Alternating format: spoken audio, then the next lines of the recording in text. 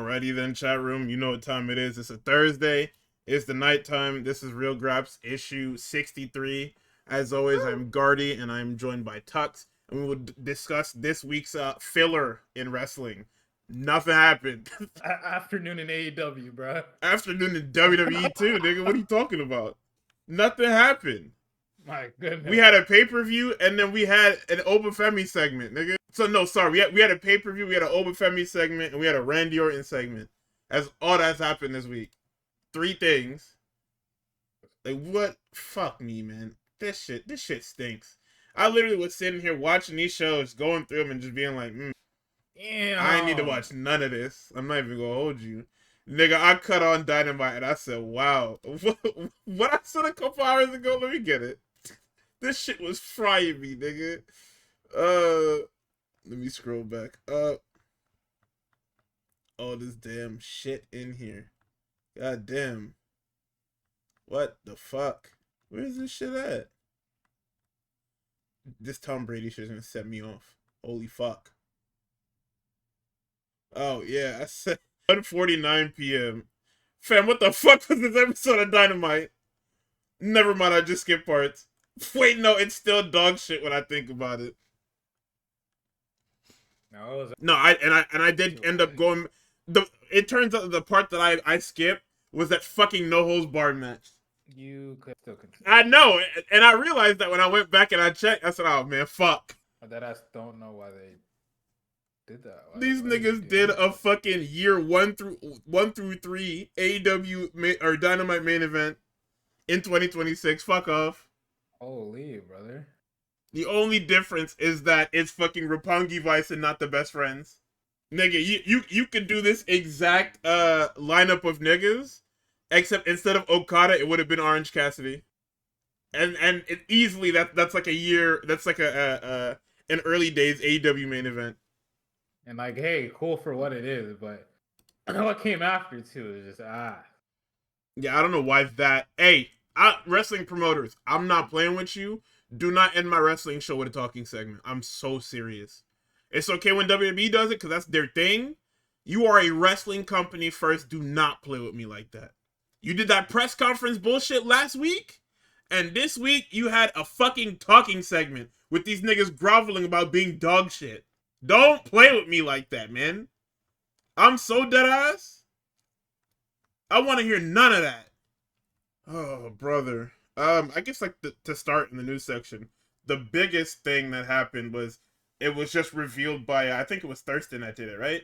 That he revealed that Thurston revealed that through Post Wrestling that Base 10, a company backed by Tony Khan, placed a bid on WWE when it was up for sale in 2023, according to court filings. And this has set the internet on fire because they're thinking about the potential AEW monopoly and what that could have spelt for American wrestling in general. And then you have the fucking, the party poopers. Oh, Monopoly is bad either way. Duh, dummy. Before AEW, what did you think was going on in the States? Nah, we still had TNA, we still had the Indies. Oh. I mean, the Indies, yes. TNA, let's be 100% real. Like, let's be dead off. No, I hear you, but at the same time, like TNA existing throughout WWE's tyranny is impressive, right?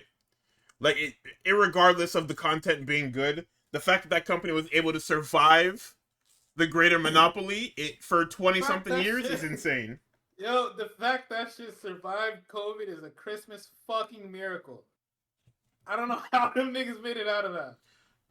But I keep telling you guys, that's what we've been saying since like 2004.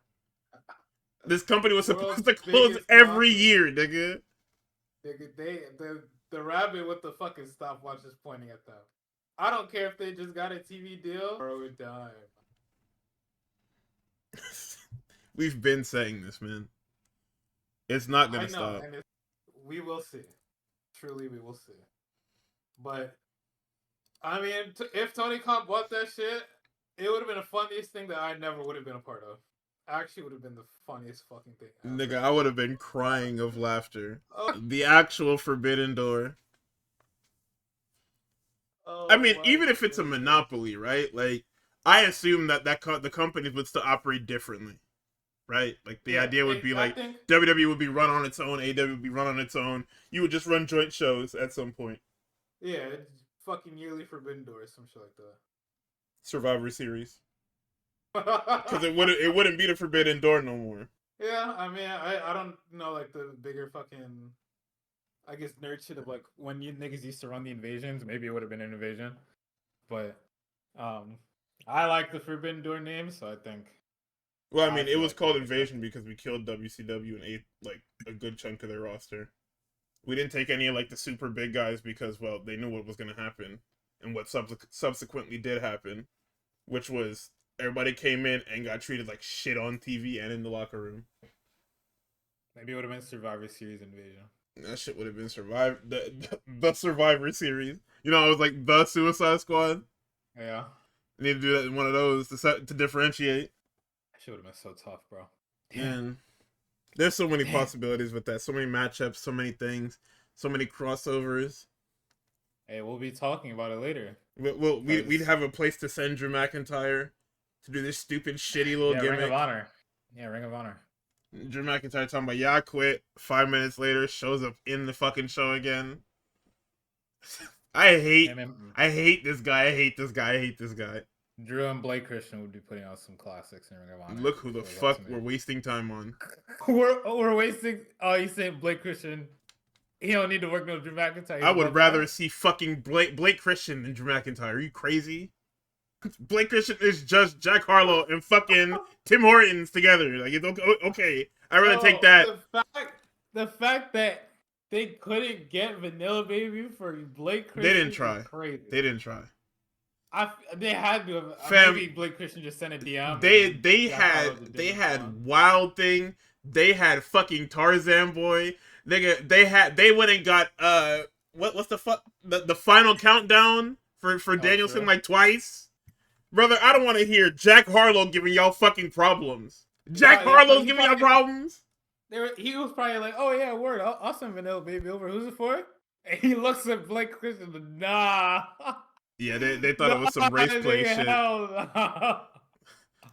Talking about the swirl, like what? Yeah, their name being the Swirl is the most race play coded. Like you niggas are gay. Can you imagine if he did give them Vanilla Baby and then the headlight came out of him talking about some "I got blacker"?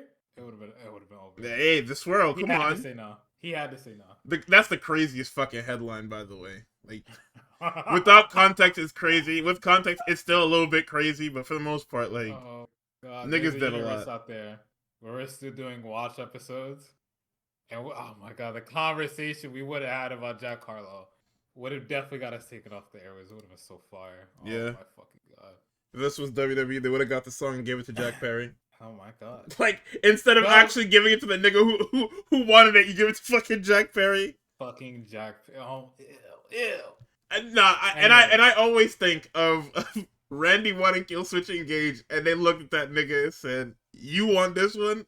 Yes, give it to Punk." Holy! Oh, I would have shot them niggas. What the fuck? They looked that nigga dead in his face and told him to fuck off. That's my favorite fucking tidbit, man.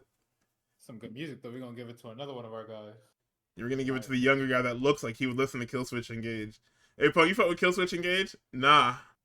That's a bet. In other news, everybody's fucking hurt, which led to Dynamite being the way it was.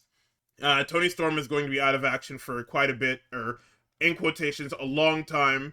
What a long time is to Alvarez, I'm not sure. I'm pretty sure that's what they said to him, is just a long time. Long time could be anywhere from 6 months to like a year. Or if it's a wrestling long time, it'll be like 4 months and a handshake. She'll be back by summer because, you know, we have whatchamacallit, we have dates. We have Wembley again. So, you know, can't have that without Tony Storm. In more injury news, or I guess in more returning news, WrestleVotes reported that Breakker, they're having a sense of optimism in Breakker's being cleared before WrestleMania. I wouldn't. Let's see. We have the Street Profits on their way back. Who else? Oh, Hangman is going to be gone for a little bit too. Or a lot of bit. I don't know exactly what they said, but Hangman will be gone for the foreseeable future. So with Hangman and Tony Storm gone, what are you gonna do without your fastballs, brother? Like you have those are very clearly your patented fastballs for both divisions, right? So what do you have now? What's in the bag? Oh, Willow. Actually, no. Sorry, that's incorrect. Oh, Mercedes. Yeah, Miss Monet. Hello. shit is crazy. You already know what it is. Money train never stops, nigga. Never.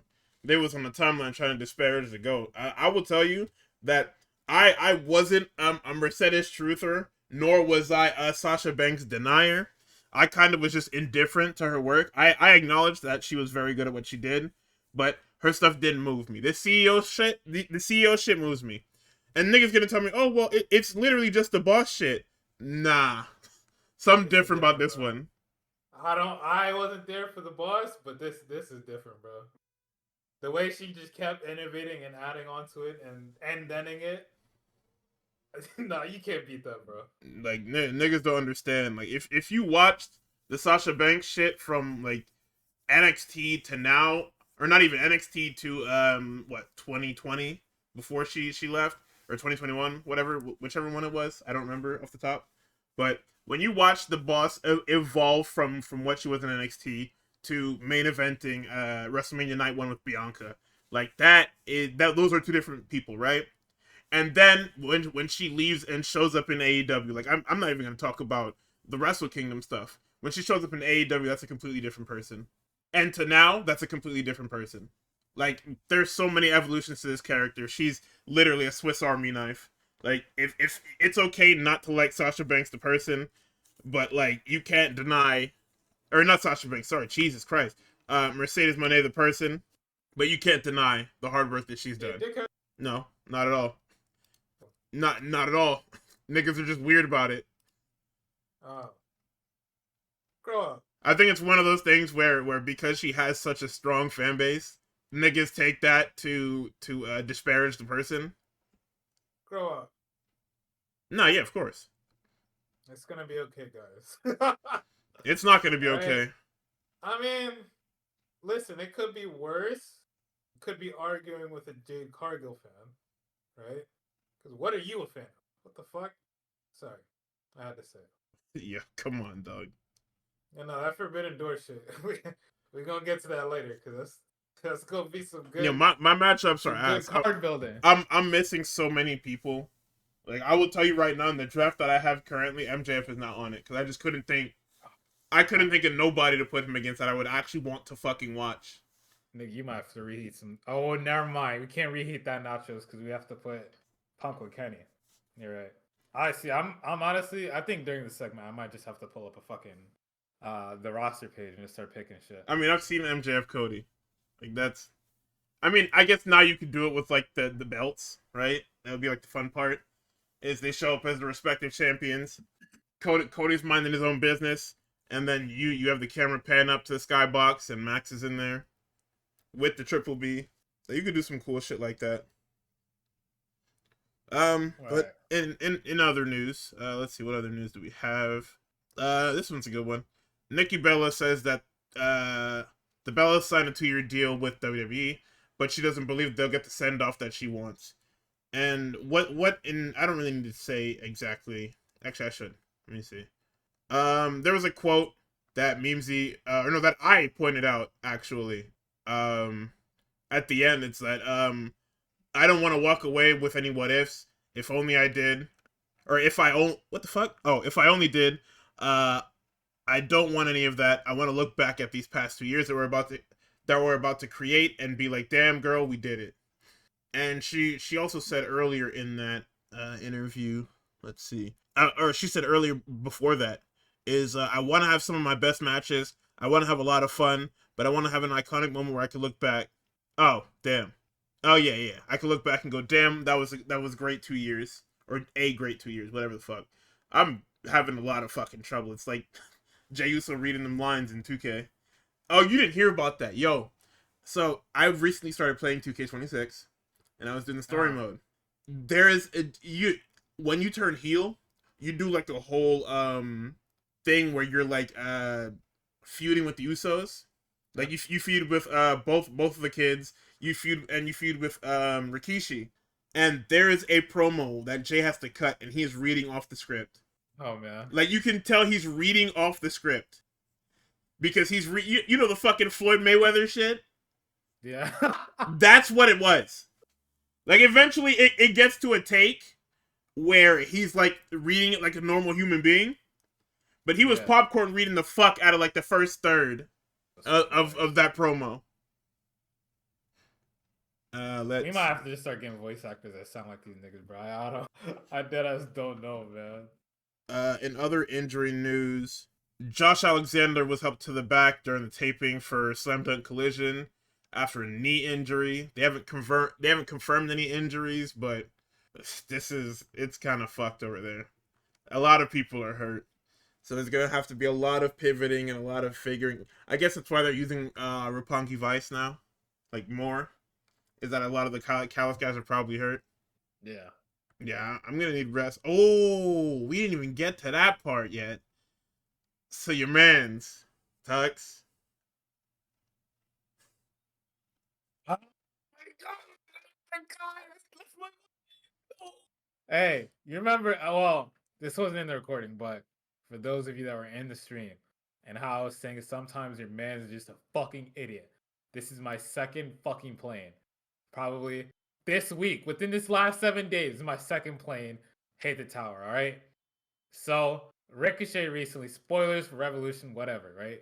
Ricochet lost his AEW national title to Jungle Jack Perry. Notice he's at the scene of the crime twice, right? Jungle Jack Perry beat Ricochet for the title, right? Ricochet is doing this crash out character. Oh my god, I lost my fucking national title. It's not like I can go for the other 7 different men's titles that are in the fucking companies. Oh my god, I lost my title. Right? Continues to crash out character on Twitter because he has a lot less mic time than he did previously in AEW. So it's like, I gotta get my reps where I can, right? Continues it. You know, niggas started making fun of him. Niggas bring up that fucking mellow Trick Williams clip that if it was me, I'd be pissed off because why is Trick like that? So they start posting that. Somebody says, yeah, his acting skills ain't got better. In response, I don't know if Ricochet was tagged or what. So yeah, his acting skills ain't got better. He says, in response, I'm glad you got MS. Yeah. I think that's the name of it. Yeah, I'm glad you got MS, right? So Mimsy put that in the field house at me, right? I saw what he said. I searched it up. I closed my eyes while the page was loading. I was hoping it wasn't anything serious. I was hoping and praying, please God, for the love of God, let it not be anything serious. I opened the fucking page. What is that shit called? You said multiple sclerosis, yeah. Multiple sclerosis. Now, for those of you unfamiliar with multiple sclerosis or using this as a podcast, you don't want to look the shit up. I'm gonna find the not Google AI description. I'm gonna go to Wikipedia. Multiple sclerosis is an autoimmune disease. That's low-key where I stopped reading the first time, but I'm gonna continue reading. Autoimmune disease where the immune system attacks myelin, the insulating cover of nerve cells in the human body, causing damage to one's own central nervous system. It is a type of demyelinating disease where the nervous system's ability to transmit signals is damaged. Symptoms can be physical, mental, or both, including double vision, vision loss, eye pain, muscle weakness, loss of sensation, and coordination. Okay? I'm not going to say as far as I know. Right? You just get the shit. You just get the shit. There's nothing, obviously, I don't know if there's any treatment or what, but this is a fucking horrible disease to have. I mean, there's treatment, but it doesn't go away. It doesn't go away. Like, why the fuck would you say that? You get the treatment to better your quality of life, and even then, it's like with most autoimmune diseases, there are just days where the shit just doesn't work.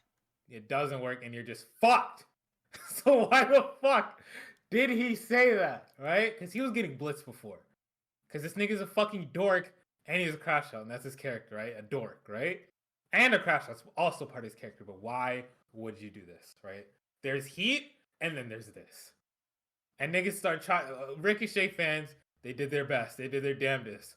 Oh, Max gets into arguments with people on Twitter all the time. He tells people, I'm glad that their parents are dead. Max is a fucking professional rage baiter, alright?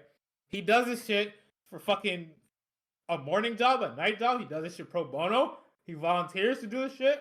He does this shit because he loves the fucking game. So obviously, and he's a Punk fan. He grew up a Punk fan. So he understands what it means to be a habitual line stepper and not getting in as much trouble as CM Punk did. Ricochet's not any of that.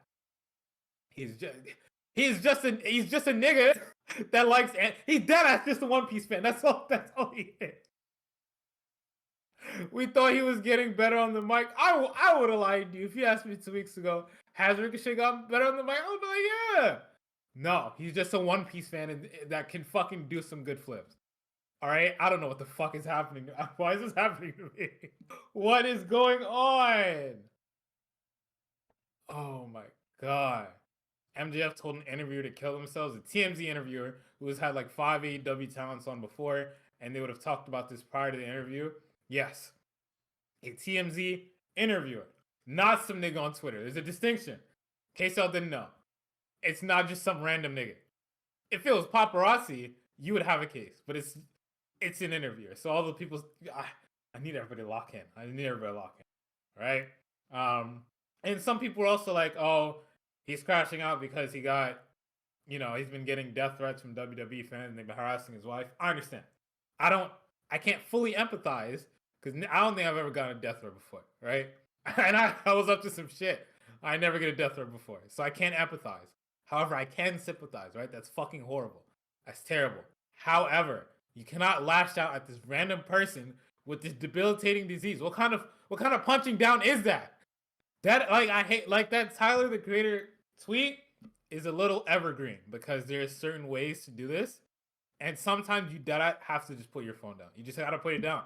You just gotta put your phone down. Turn the screen off, bro. I'll come back to this in a week or something like that, right? Or just not. You can turn it off, man. Look, I know Ricochet's online, so I know he saw what happened to KD.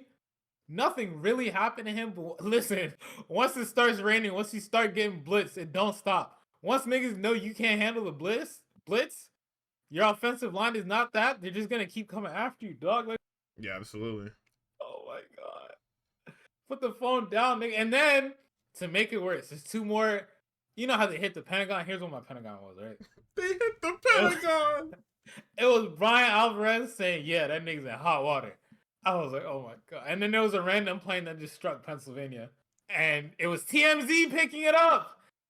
What? Yo, we didn't ask you niggas are the celebrity death outlet. Y'all not supposed to be covering this, man. No. We have an inside the ring division. Get the fuck out of here.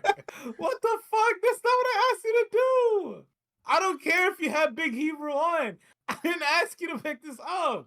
So now you put Tony Khan in a position. TMZ picking up while all the other dirt sheets only posted the apology. And the nigga did apologize at a certain point. Right? That's what I'm leaving out. Well, he posted an apology. Nigga. That was after Brian Alvarez report came out. That he was getting blitzed by his bosses too. Yeah.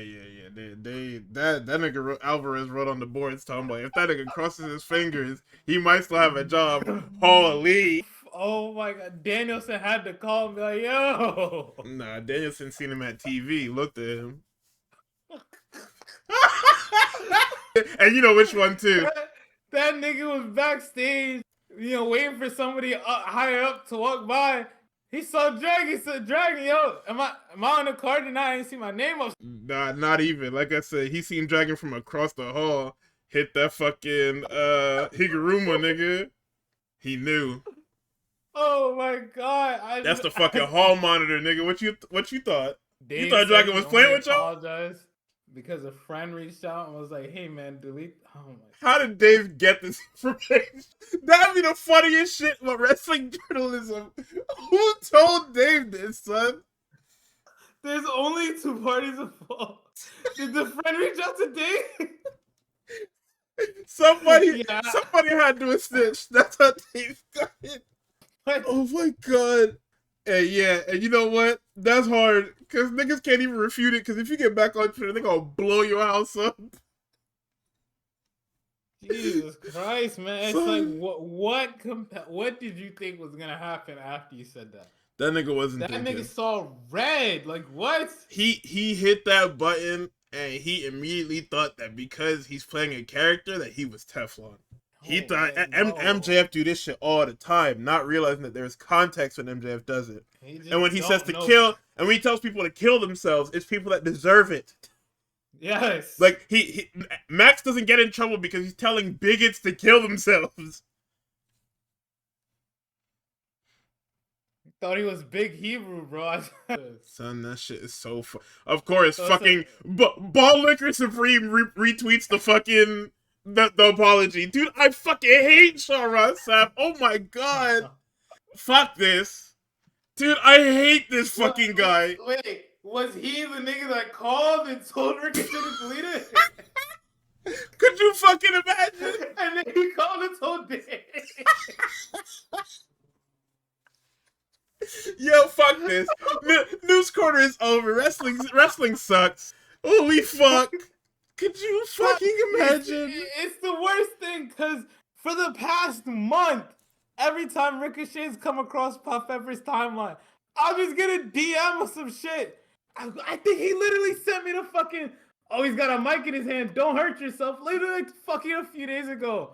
And then here he goes getting in fucking trouble. I'm gonna fucking kill myself. Oh my god, nigga, this is so fucking funny. Holy shit. Oh, I can't cap this off. I think that's it. I think that's it for news, nigga. I can't beat nothing else. Oh my fucking god. Take me to SmackDown, bro. I think there's deadass only one thing to talk about on there. Nigga, I'm crying. Oh my fucking god. Take me to fucking. Yeah, you notice how the shit is funny when this nigga's shit blows up?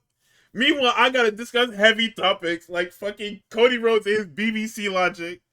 This nigga gets easy layups like Ricochet just being a straight piece of shit, and I gotta fucking navigate race play. Like, what the fuck is this? Oh my god, man, it's what we do. Yeah, actually though, race play is ingrained in that company. Holy shit, man. The biggest angle they had. What year was that when Bobby Lashley was still there and he was fucking Rusev's wife? Oh my god. Nigga, they're gonna send the Gates of Agony back to Ring of Honor. Yeah, you niggas stuck in gay baby jail because your boss wouldn't shut the fuck up. Oh my god. Okay. Let's see. SmackDown. Yo, I mean, I swear to God, if that nigga ever. Sorry, I'm G. Sorry, let's go. SmackDown. Holy fuck. Yeah, this is like. This is crazy. I have work. Oh, this might be the greatest workout ever. I have nothing but fucking jokes for that nigga, bro.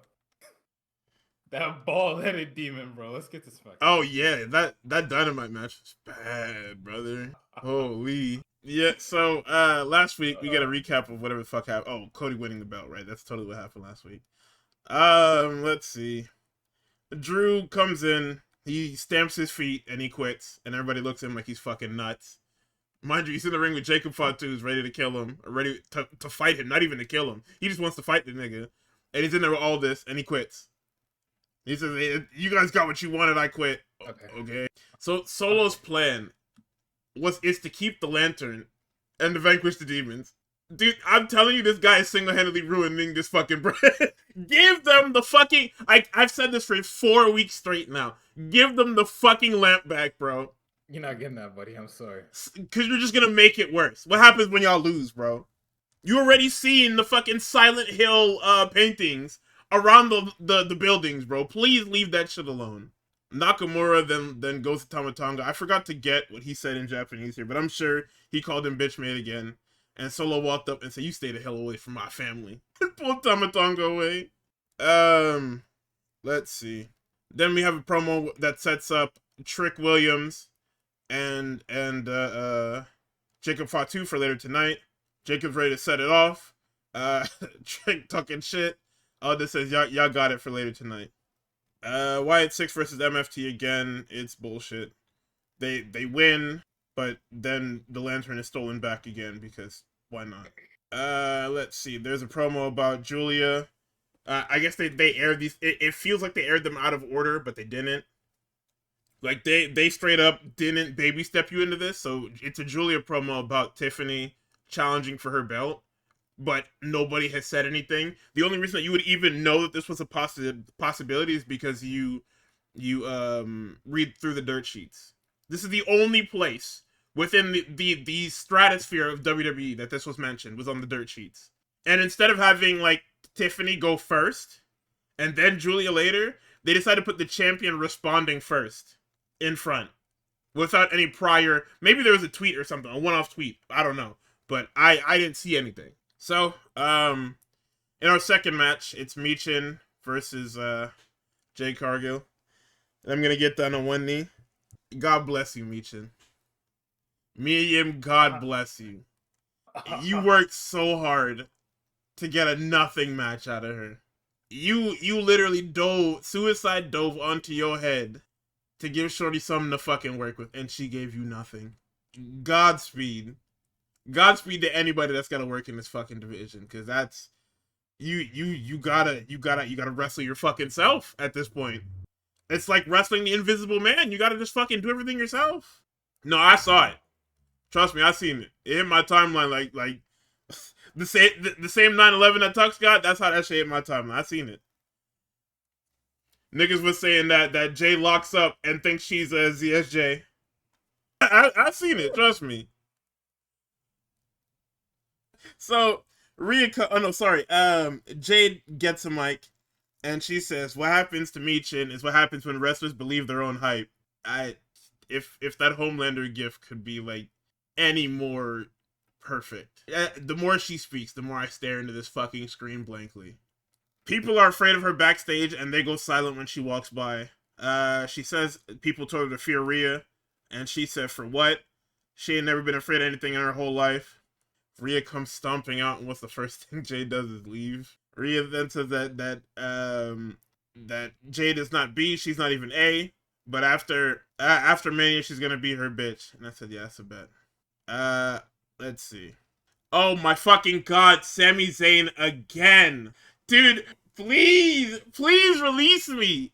Please release me and Cody Rhodes from this fucking Sami Zayn, whatever this is, bro. Please release me. Mother of God. Bro, Sami walks over and immediately this nigga closes his eyes because he knows something stupid is gonna fucking happen. Sami says he doesn't want to argue again. He just came over to say congratulations. He's rooting for him. And Cody said, nigga, I watched the show. I know you said the same thing to Randy. What do you want, man? What do you want from me? Sami said, he says if he wants a title shot, he can have it. Sami is now offended. Sami says, I can't believe you would think so lowly of me for giving you a title shot. The thing that you wanted, the thing that you said you need. You think because it's a handout that it's a problem? I don't understand. Like, you've never been like a huge moral high ground guy in terms of getting shots. I don't know why this is bothering you now. I guess because you're a loser. He says he said it to Randy because he's a 1-of-1 14-time champion. There'll never be anyone like Randy again. Says that he looks up to Randy, not Cody, and he doesn't look up to Cody because they're friends. Friends are supposed to be equals. Sami says he doesn't get to talk down to him, and now Cody gets hot, because what the fuck are you even saying to me? And Cody said, I am not speaking down to you. I spent the entire week talking about you and how good you are. Says he doesn't need to look up to him, and then, because it's Cody Rhodes, and you scoring this nigga, and it's like dealing with a whole nother, like, son of activity. He says, you don't need to respect me. You just need to respect, and he taps that WWE title and walks off. And all Sami Zayn can do is knock over cups and bottles and shit again. And I brought it up in the chat. Aleister Black is now playing the role of Karrion Kross. You know, the same way that you watch a telenovela and they do that as the new actor steps in for an older character. Yes, absolutely. Yeah, Aleister Black is not Karrion Kross. Or I guess Karrion Kross is not Aleister Black. Whichever way you want to say it. He walks in, he's chatting shit, they're making fun of Sami. And then Sammy says, "Stay the hell away from me," and walks off. Afterwards, Rhea is trying to pat Michin on the back. She's mad. She says, Jesus Christ. "I don't want your pity." And B-Fab said, "Hey, yo, chill. Let's just get out of here." And I really hate the fact that what we're going to start here is that these two are going to be Jade's puppets. I think that's what's going to happen here. I think these two are going to cost Rhea at WrestleMania, and then those three are just going to run SmackDown. Because I think that's what last segment that literally set me over the fucking edge is the start of this trio of dog shit. I've lost. I've lost. You said you think they're gonna cost Rhea? Yes. You know it's over if that happens, right? Who are you telling? I know it's over. I've been telling everyone it's over. I'm telling you right now, mark it down. Because they keep doing this fucking thing. They've done it now. Where Jade got in their heads. Michin lost this week. And all of a sudden, we're acting fucking scary around Rhea. No way they let Jade pin Rhea, not clean. Which it won't be. If it does happen. But just like I was saying with the Logan Paul WWE Champion shit, eventually, never let it leave the back of your mind. I'm constantly plagued by horrible shit that this company can and probably is going to do within the next couple of years. All because I keep it in the back of my mind, so I'm less mad when it does happen. Because we are setting up a SmackDown locker room does not fuck with Rhea Ripley for, in quotations, skipping the line. I swear to God. And it may not even be the SmackDown locker room. It may just be these two. But we see B-Fab talking to fucking Jade in the back later. In the back of a segment later. So I have no idea what the fuck is even happening here. We are setting up for fucking dog shit aplenty going into the summer of this year. Charlexa versus the Irresistible Forces ends in a DQ because the Bellas came out, declared that they want to be the number one contenders. And then when the Irresistible Forces attacked them at ringside, they attacked them in the ring and caused a DQ. Yeah, man. We're doing good. We're doing great. The Bella Twins just randomly show up in the middle of the match, declare themselves number one contenders, and then they go to sit at ringside and get accosted. We're doing amazing right now. Let's see. Oh, man. Truth and Priest beat Los Garzas. This is where we, after this match is where we get Jade in the background talking to B-Fab, and Alex Shelley is teasing a breakup between the Guns. Stop playing with me, man. Listen, man, this is what they're doing. You niggas haven't even done anything! They won the titles already. There's nothing else to do. Oh my God. They won the titles for the novelty. You now have it. The Machine Guns are now etched in WWE history. They've already won the titles. It's done. They can do whatever they want with them now, which is why they're probably splitting them up. Danhausen is with Miz again, and he's starting to do the Miz-isms, and then Miz says, "Yo, fuck off," so he curses him again and disappears. Miz calls Jelly Roll fat. He threatens to beat Miz's ass, and then Kit Wilson, and there's a whole thing. Let's see. And then after the Apollo Crews, Ilya, and Mello segment, which is a bunch of nothing again, we get Tiffany talking about the United States Championship match from earlier. The president wheels herself in, starts talking, and as she's talking, Tiffany wheels her out of the frame. And then she says to the camera that she's gonna beat Kiana and then Julia for her title. Vanessa Hudgens is here. Yay! Miz is with Kit Wilson after the Jelly Roll segment. Danhausen tells him that he knows how to reverse the curse, and then he disappears.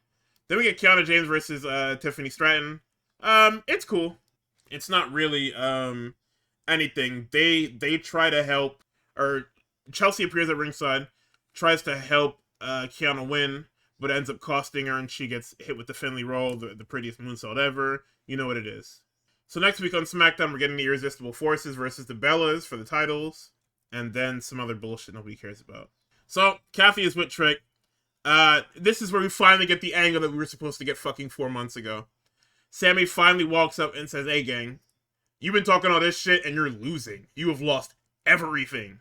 And Trick said, "Hey man, so And then Sammy says, Sammy says for the most part that Trick has nothing to say to him because he's embarrassed. Sammy's been there.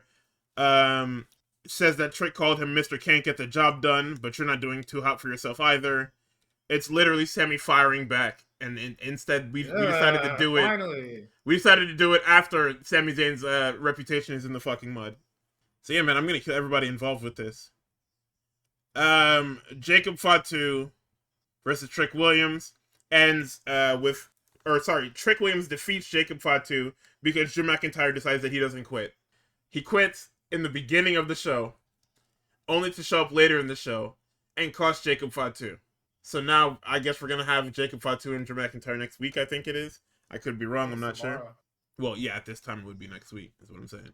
And then we get the segment that took the weekend by storm. It's the contract signing. Aldis steps out because he's none the wiser. He thinks that these guys are amicable, these guys are friends, these guys are family. So he walks away. And then Cody begins. He says that he notes that when he signed in 2007, his first match was against Orton. And then he watched him win the Rumble and main event WrestleMania. And he thought, if he could be like that. Then he left. And Randy was talking about it's a damn shame because he could have been a world champion. Randy initiates a dap up at this point. And then he says that he's not his son or his brother, but he's proud to be his boy. And Randy's already tweaking off the fucking... This nigga is off them shits already. So he says, he gets up, gets into the corner. He is fighting the demons crazy. Says, you don't understand. I need this. I need the title. It wasn't supposed to be hard. It was supposed to be easy. It was supposed to be Drew here. Fuck you, Drew. Cody says, let me take the weight off your shoulders. And I said, holy fuck. He says, you're 14-time world champion. You know, you're one of the greatest of all time. You're the guy that JBL said that if you built a wrestler from the ground up, it would be Randy Orton. Oh my god. That nigga says, no matter what happens, I will always love you. And prompts him to sign. And then it happens. Randy signs it, slams that nigga's head into the table, kicks him straight in his fucking balls, strips him, throws him on the top rope, opens him up crazy style. It's a fucking March 13th. It was Friday the 13th. We did have back-to-back months. It was Friday the 13th. Which is crazy, right? I guess that's like an omen of all the bad shit that's happened this year already. Oh yeah. 2026 is about to be crazy.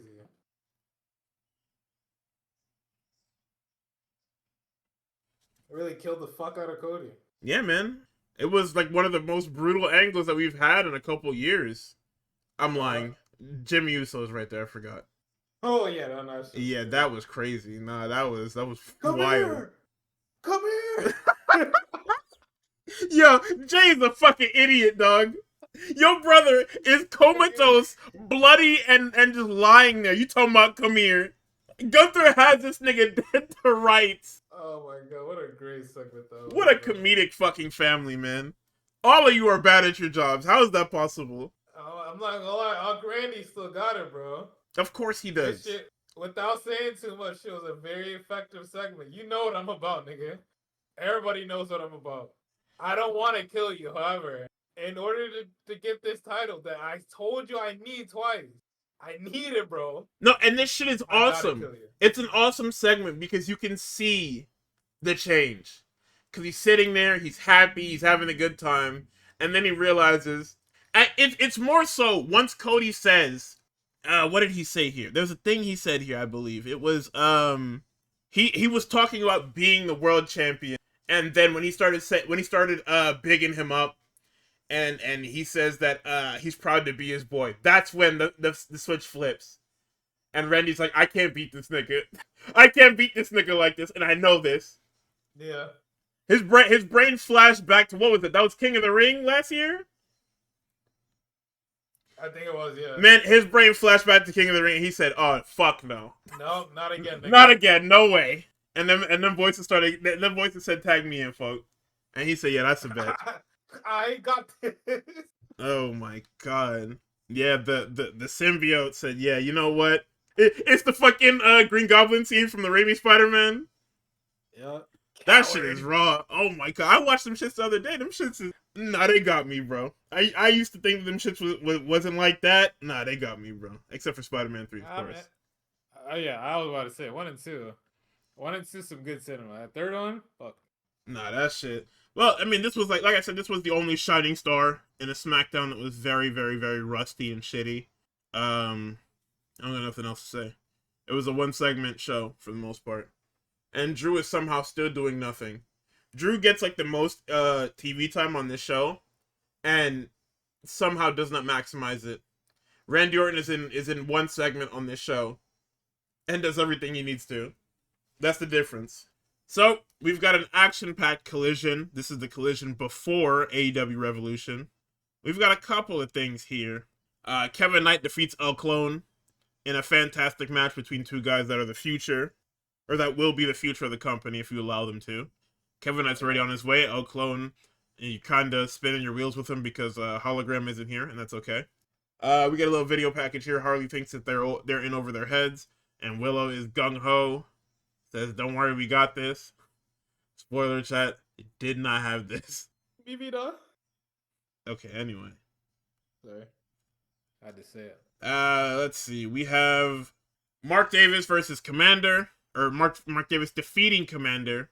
This is fucking insane, by the way. That was a good ass fucking match, bro. They give Commander so much, which is dope, but at the same time, like, are you heating Commander up for something? Because if not, why didn't Mark Davis beat this guy a lot sooner?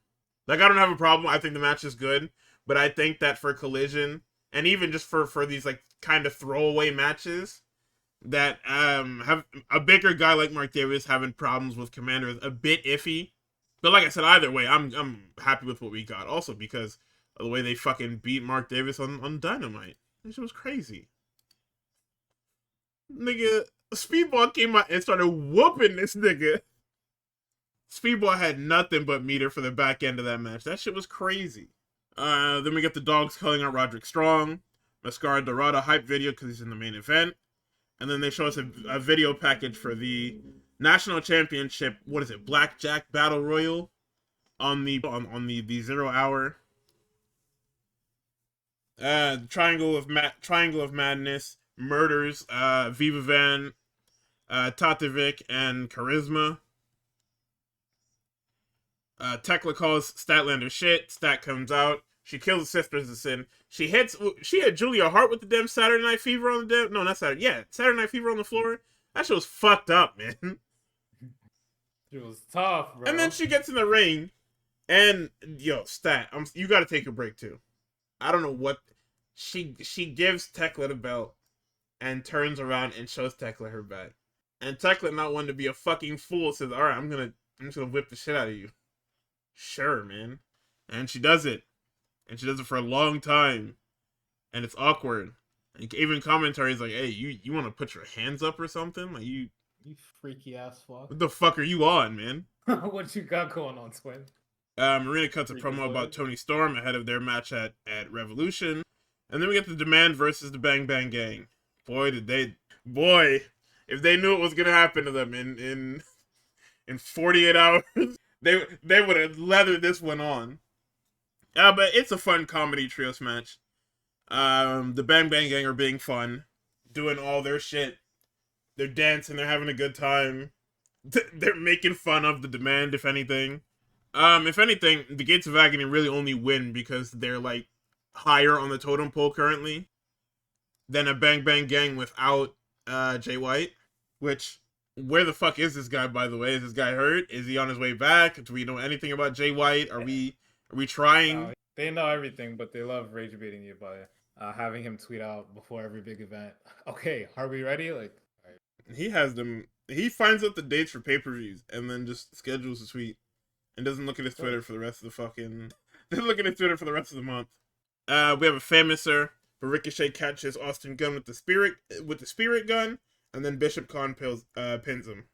Then we get more promos from Hangman and Tony Storm, and this goes right into Lina Cross and Mina Shirakawa. I wonder what happened here. Mina was super kicked and jackhammered after a couple of hope spots and lined up as much as Shirakawa normally gets. And then in our main event, we have Andrade defeating Mascara Dorada. Good ass match. Nigga, this shit was fucking awesome. They're giving Andrade asshole chance, and he's like, hey, the fuck did I do? Let's see. We have, he wears a fan scarf. He throws Dorada into the table. Don gets his licks in. We get a springboard Rana. Then we get a poison Rana that was turned into an Argentine backbreaker by Andrade, which gets turned back into a Rana by Mascara Dorada. We get the rolling Yoshitonic for 2. 3 Amigos by Andrade. Dawn at this point says Aubrey failed math because she can't count past 2. We get a run off the second rope by Dorada and a corkscrew plunge onto him. 450 for the 2. Then as Dorada goes for another springboard, Andrade catches him with the C4 off the second rope. We get a hammerlock DDT on the top turnbuckle and then the message for 3. Man, that shit was fucking fantastic. It's crazy how much of a run this guy has been on since being freed from his shackles. Imagine watching Andrade every week across both shows and thinking about them putting him in a fucking tag team with Rey Fenix for the fuck of it to try and appease him. To go fight some fucking the Wyatts. Get the fuck out of here. Dude. Like, WWE always misses, but it's just like this one was so easy. He in a stable with Jake Lee right now? Yeah, but at the same time, like, I mean, he's still in good hands in AEW. I should watch New Japan. I should watch, I need to start watching AAA. We're gonna start adding, or I'm gonna start adding AAA in there. And I'll give y'all the rundown if you aren't already watching. I'm gonna start with this week. Actually, yeah, I'm gonna start with this week. I'll go back and I'll watch Rey de Reyes, and I'll watch AAA, and then I'll fit in whatchamacallit, the New Japan Cup and everything. I'm gonna try and get into in quotations work mode, where I'm just gonna start workhorsing till I get fucking burned out, and we'll see how long that lasts. But after this match, Bandito comes out to confront Andrade. He's jumped by Roppongi Vice, who are killed by Brody King, who's killed by Archer. Then they kill Bandito again. Bandito gets a tope onto Roppongi Vice, and then stares down Andrade to end the show. And they had a fucking pay-per-view, boy. So, Revolution. Did you watch the pre-show at all? I did not. Yeah, neither did I. I don't think it was important either. I'm pretty sure the Costco guys ended up winning their match there.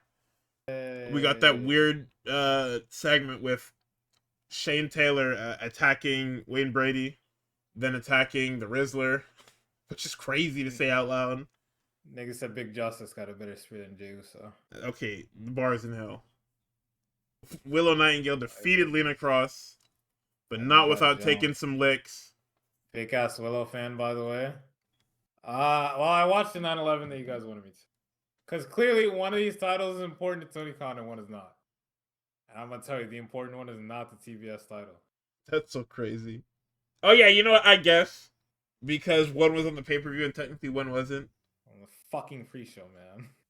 Yeah, at that point, they might as well just put that show on Collision. Give me a second match.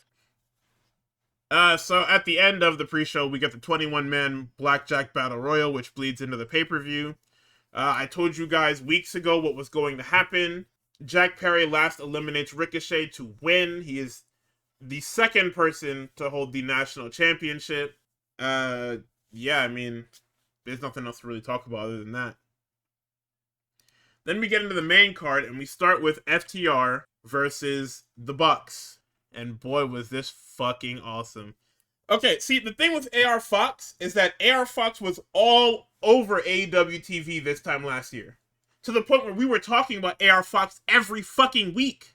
Like, we talked about AR Fox every week, whether it was Dynamite or Collision. And then he was on the pre-show for Dynasty when we went.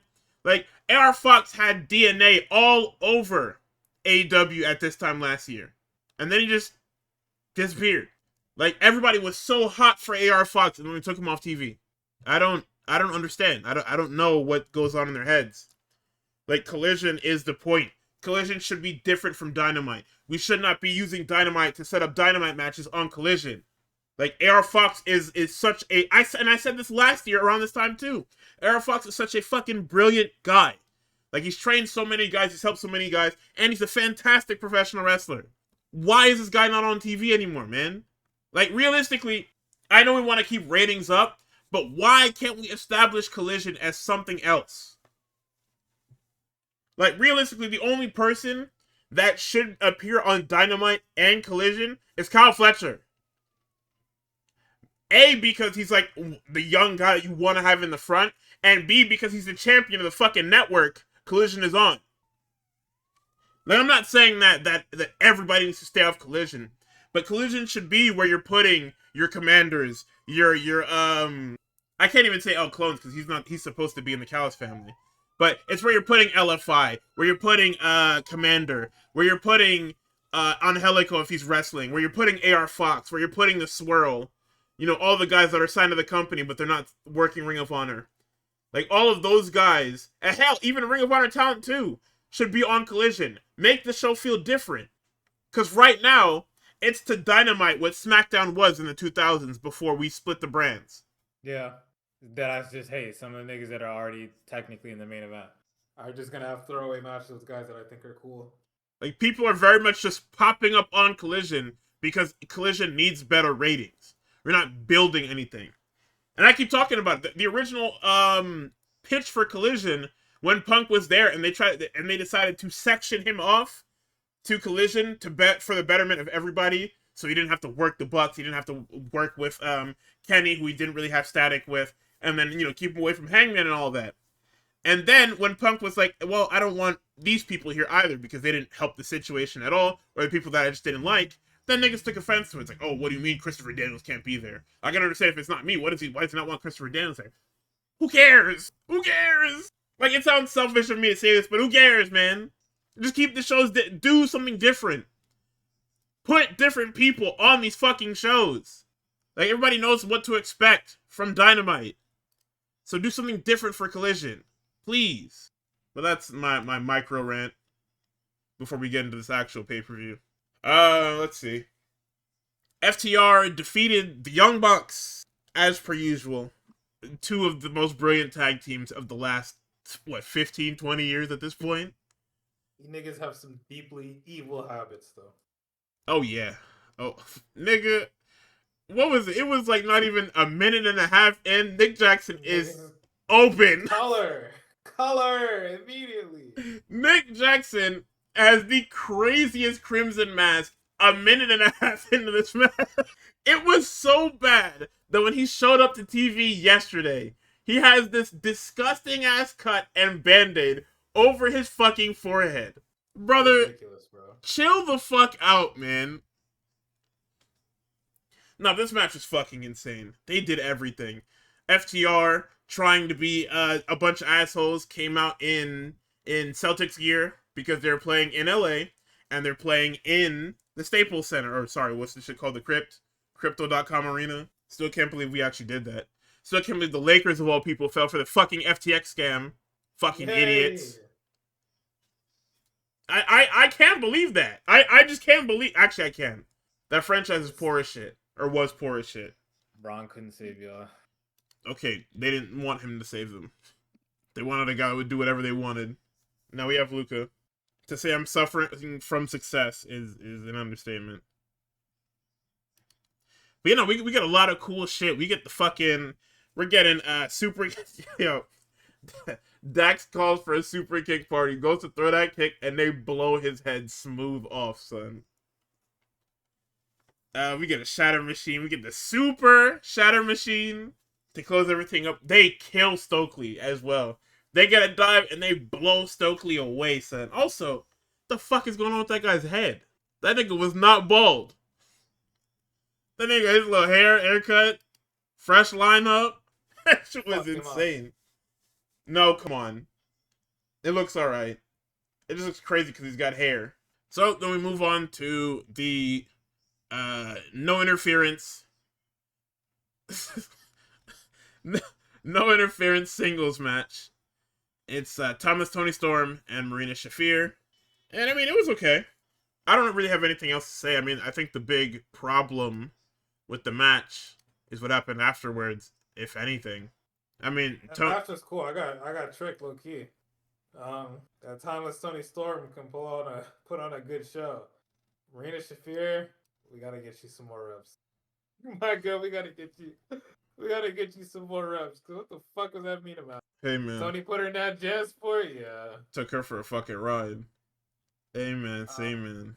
Yeah, the 9/11 was after. Ronda Rousey is now in AEW for whatever fucking reason, but niggas are theorizing she's broke, so I guess we're just gonna go with that. Damn, nigga, what? Oh, Ronda, yeah, broke as hell. Yeah. Broke as hell and unhappy. You got Gina Carano in like a month or two, and you on AEW television for what, bro? Hey, get y'all outstandings ready, cause that's gonna be. I hope y'all got some. I hope y'all wear y'all best fits and y'all put some on the grill for that fight, cause that fight is gonna be ugly, brother. Uncle Charlie, what you doing, Yeah, brother. That shit is actually gonna be outstanding. Like, this shit is insane. So after the match, of course, we get Ronda Rousey hopping the guardrail and getting in the ring, much to the chagrin of the live audience, the audience at home, and the entirety of Twitter. Obviously, you have the weird Fed soldiers that are just like, you guys don't want Ronda Rousey? I can't believe this. You guys are fake. What, man? Why would I want Ronda Rousey? Who wants that? Tony then, because Tony is a professional, gets up, goes down to the ring, tries to get in her face, and then she's snuck by Marina, who punches her really fucking hard, and she just tumbles into the ring. And they're trying to hint that she's an ally, or that Ronda's ally of the Death Riders. I don't approve this. I don't know what the fuck they're talking about. Yeah, they didn't check in with me about this. They didn't check in with nobody in this group. Like, I'm not gonna tell Marina she can't do it, because she's gonna hurt me. But I do not agree. I want y'all all to understand that I do not agree. So then this leads directly into my match of the night. Jon Moxley defeats Konosuke Takeshita with the rear naked choke after kicking out of the raging fire. Ain't no rage in that fire. We stamped that shit out. What the fuck I said? Stop fooling around with them lame ass Don Callis niggas and put this warm up on. Stop playing with me, nigga. Now, I did see a lot of reactions to that match. I think the primary one was people, I guess, upset about the way that it was booked in terms of like who's the heel, who's the face, right? For the most part, honestly, you could just say for the sake of it, shit is face versus face. That the handshake confirmed everything I needed to know. Yes. Both them niggas is faces, right? As for like John kicking out of a lot of shit that he wasn't supposed to. What the fuck is that? Danielson said it on fucking Wednesday. He was like, yo, when it comes to like blunt force drama, that nigga Moxley he can hang with the best of them. This is a nigga that wrestled in a death match and then wrestled the following show. Like, yeah, buddy. We survived that deathmatch bullshit, came right back to work. We wrestled a whole tournament with a bad wheel, won the finals, and wrestled the next night on Dynamite. What the fuck are you niggas talking about, man? And it's good that you mentioned the bad wheel, because if Takeshita had a submission, I don't know if he does. If Takeshita had a submission, he probably would have won that match. You know where he would get one? Don't say the dojo. Nobody mentioned the dojo until we get to that match. I'm not talking about that fucking lame ass guy. I'm in the damn Death Riders. Oh, okay, that's fine. Sorry, what you typing here? Yeah, I mean, whoa, mid card title. This better than the damn main belt. What you talking about? You gotta wrestle a whole tournament to win this. None of that pussy shit over there. What? That nigga pinned. Who the fuck that nigga pinned in a fatal 4-way? Who the fuck did this nigga beat? We had to wrestle a grueling tournament. Weeks and weeks of match. Nigga, we got killed by Claudio Castagnoli and then had to fight Takeshita. What are we talking about? Nigga, I will kill myself if you don't have nothing. Shit is only elevated because Tony will kill himself if his man didn't have title. I see. Why has Takeshita lost every match? Because he's a fucking loser. I can't even say it with a straight face. He's one of them. Listen, and that's the other problem is because I can feel it myself, and it's terrible that I feel this. I was saying it earlier. That win-loss record is fucking window shopping, nigga. for certain niggas, right? Asterisk. Takeshita is one of them ones where I'm gonna look at him. Anytime he matches up with somebody, I'm gonna delude myself. This nigga gonna win this match. It don't matter how many niggas it is, right? I can have the belief he is gonna win that match, and I always feel like he's a credible threat. Yeah, Right now, Tony Khan Takesha's always in goes. that list of guys that are Teflon. It's fucking Hechicero, it's Mark Davis, it's fucking Brody King. He a bit above them. No, I he don't know he why is, I but I'm feel saying like like that's like the list of niggas where it's like, yeah, they'll give you hell for fucking 20 minutes and then you'll have to expend 7 bars of meter to fucking beat them. why would you book the show where Okada is right about everything? Because there's something that Takeshita is lacking, right? John Moxley just showed him the way. Do not follow. Well, unfortunately, it is. This is the fucking Don Callis family breakup storyline. Is do not follow them. Follow something else. Don't follow me. I'm about to get killed by Ospreay. However, you have to adopt my ideology. All right, add a submission to your bag. You know how many times niggas kicked out of my Death Rider and I immediately locked them up into my Bulldog choke and sent niggas home upset. I'm saying. You must adopt some form of submission, my friend. And then you can beat that dastardly villain. Listen, man, hey, Death Riders ain't done nothing wrong. They call him the Sami Zayn of AEW. Unfortunately, he has more aura, so we can look past it. Why are we doing this? Because he has more aura. It's Sami Zayn, man. I didn't see Takeshita wrestle. No fucking, what's that guy's name that nobody talks about anymore? Killer Cross. I ain't seen Takeshita wrestle no Killer Cross. And you There never was no will. fucking aura loss. You never will. We're having 5-star classics with Will Ospreay in the fucking Owen Hart Tournament Cup. Yeah, we didn't even make it to the end of the damn match. Takeshita dies in this nigga's arms. He did die in this nigga's arms. He gets him in that good shit. Sends him straight to hell. He ain't top though. He ain't no bitch. Don't need to. It's all about getting them W's. He ain't die. Alright? Fought like a warrior. That's lesson number 1. I'm saying. Come over to the Death Riders. We respect you. We care about you. We can help you kill Okada. I didn't say all that. We can help you kill Okada, and we can kill Kyle Fletcher by proxy. If they want to run around with that Proto-Okada shit, you take Pac and you go kill them niggas. His words. Pac kills people. You see what that nigga did to Darby Allin? Granted, everybody do that shit to Darby Allin, but that's not the point. You can take Pac and you can go kill them niggas. Not everybody did it to Darby Allin. Oh yeah, your mans didn't do it. Your mans couldn't do it. Had him locked up in a fucking straitjacket. Great match by Mox. Great match by Takeshita. So they shake hands. Mox is getting ready to leave. We get the longest video package ever. Ospreay has been rebuilt. He is back.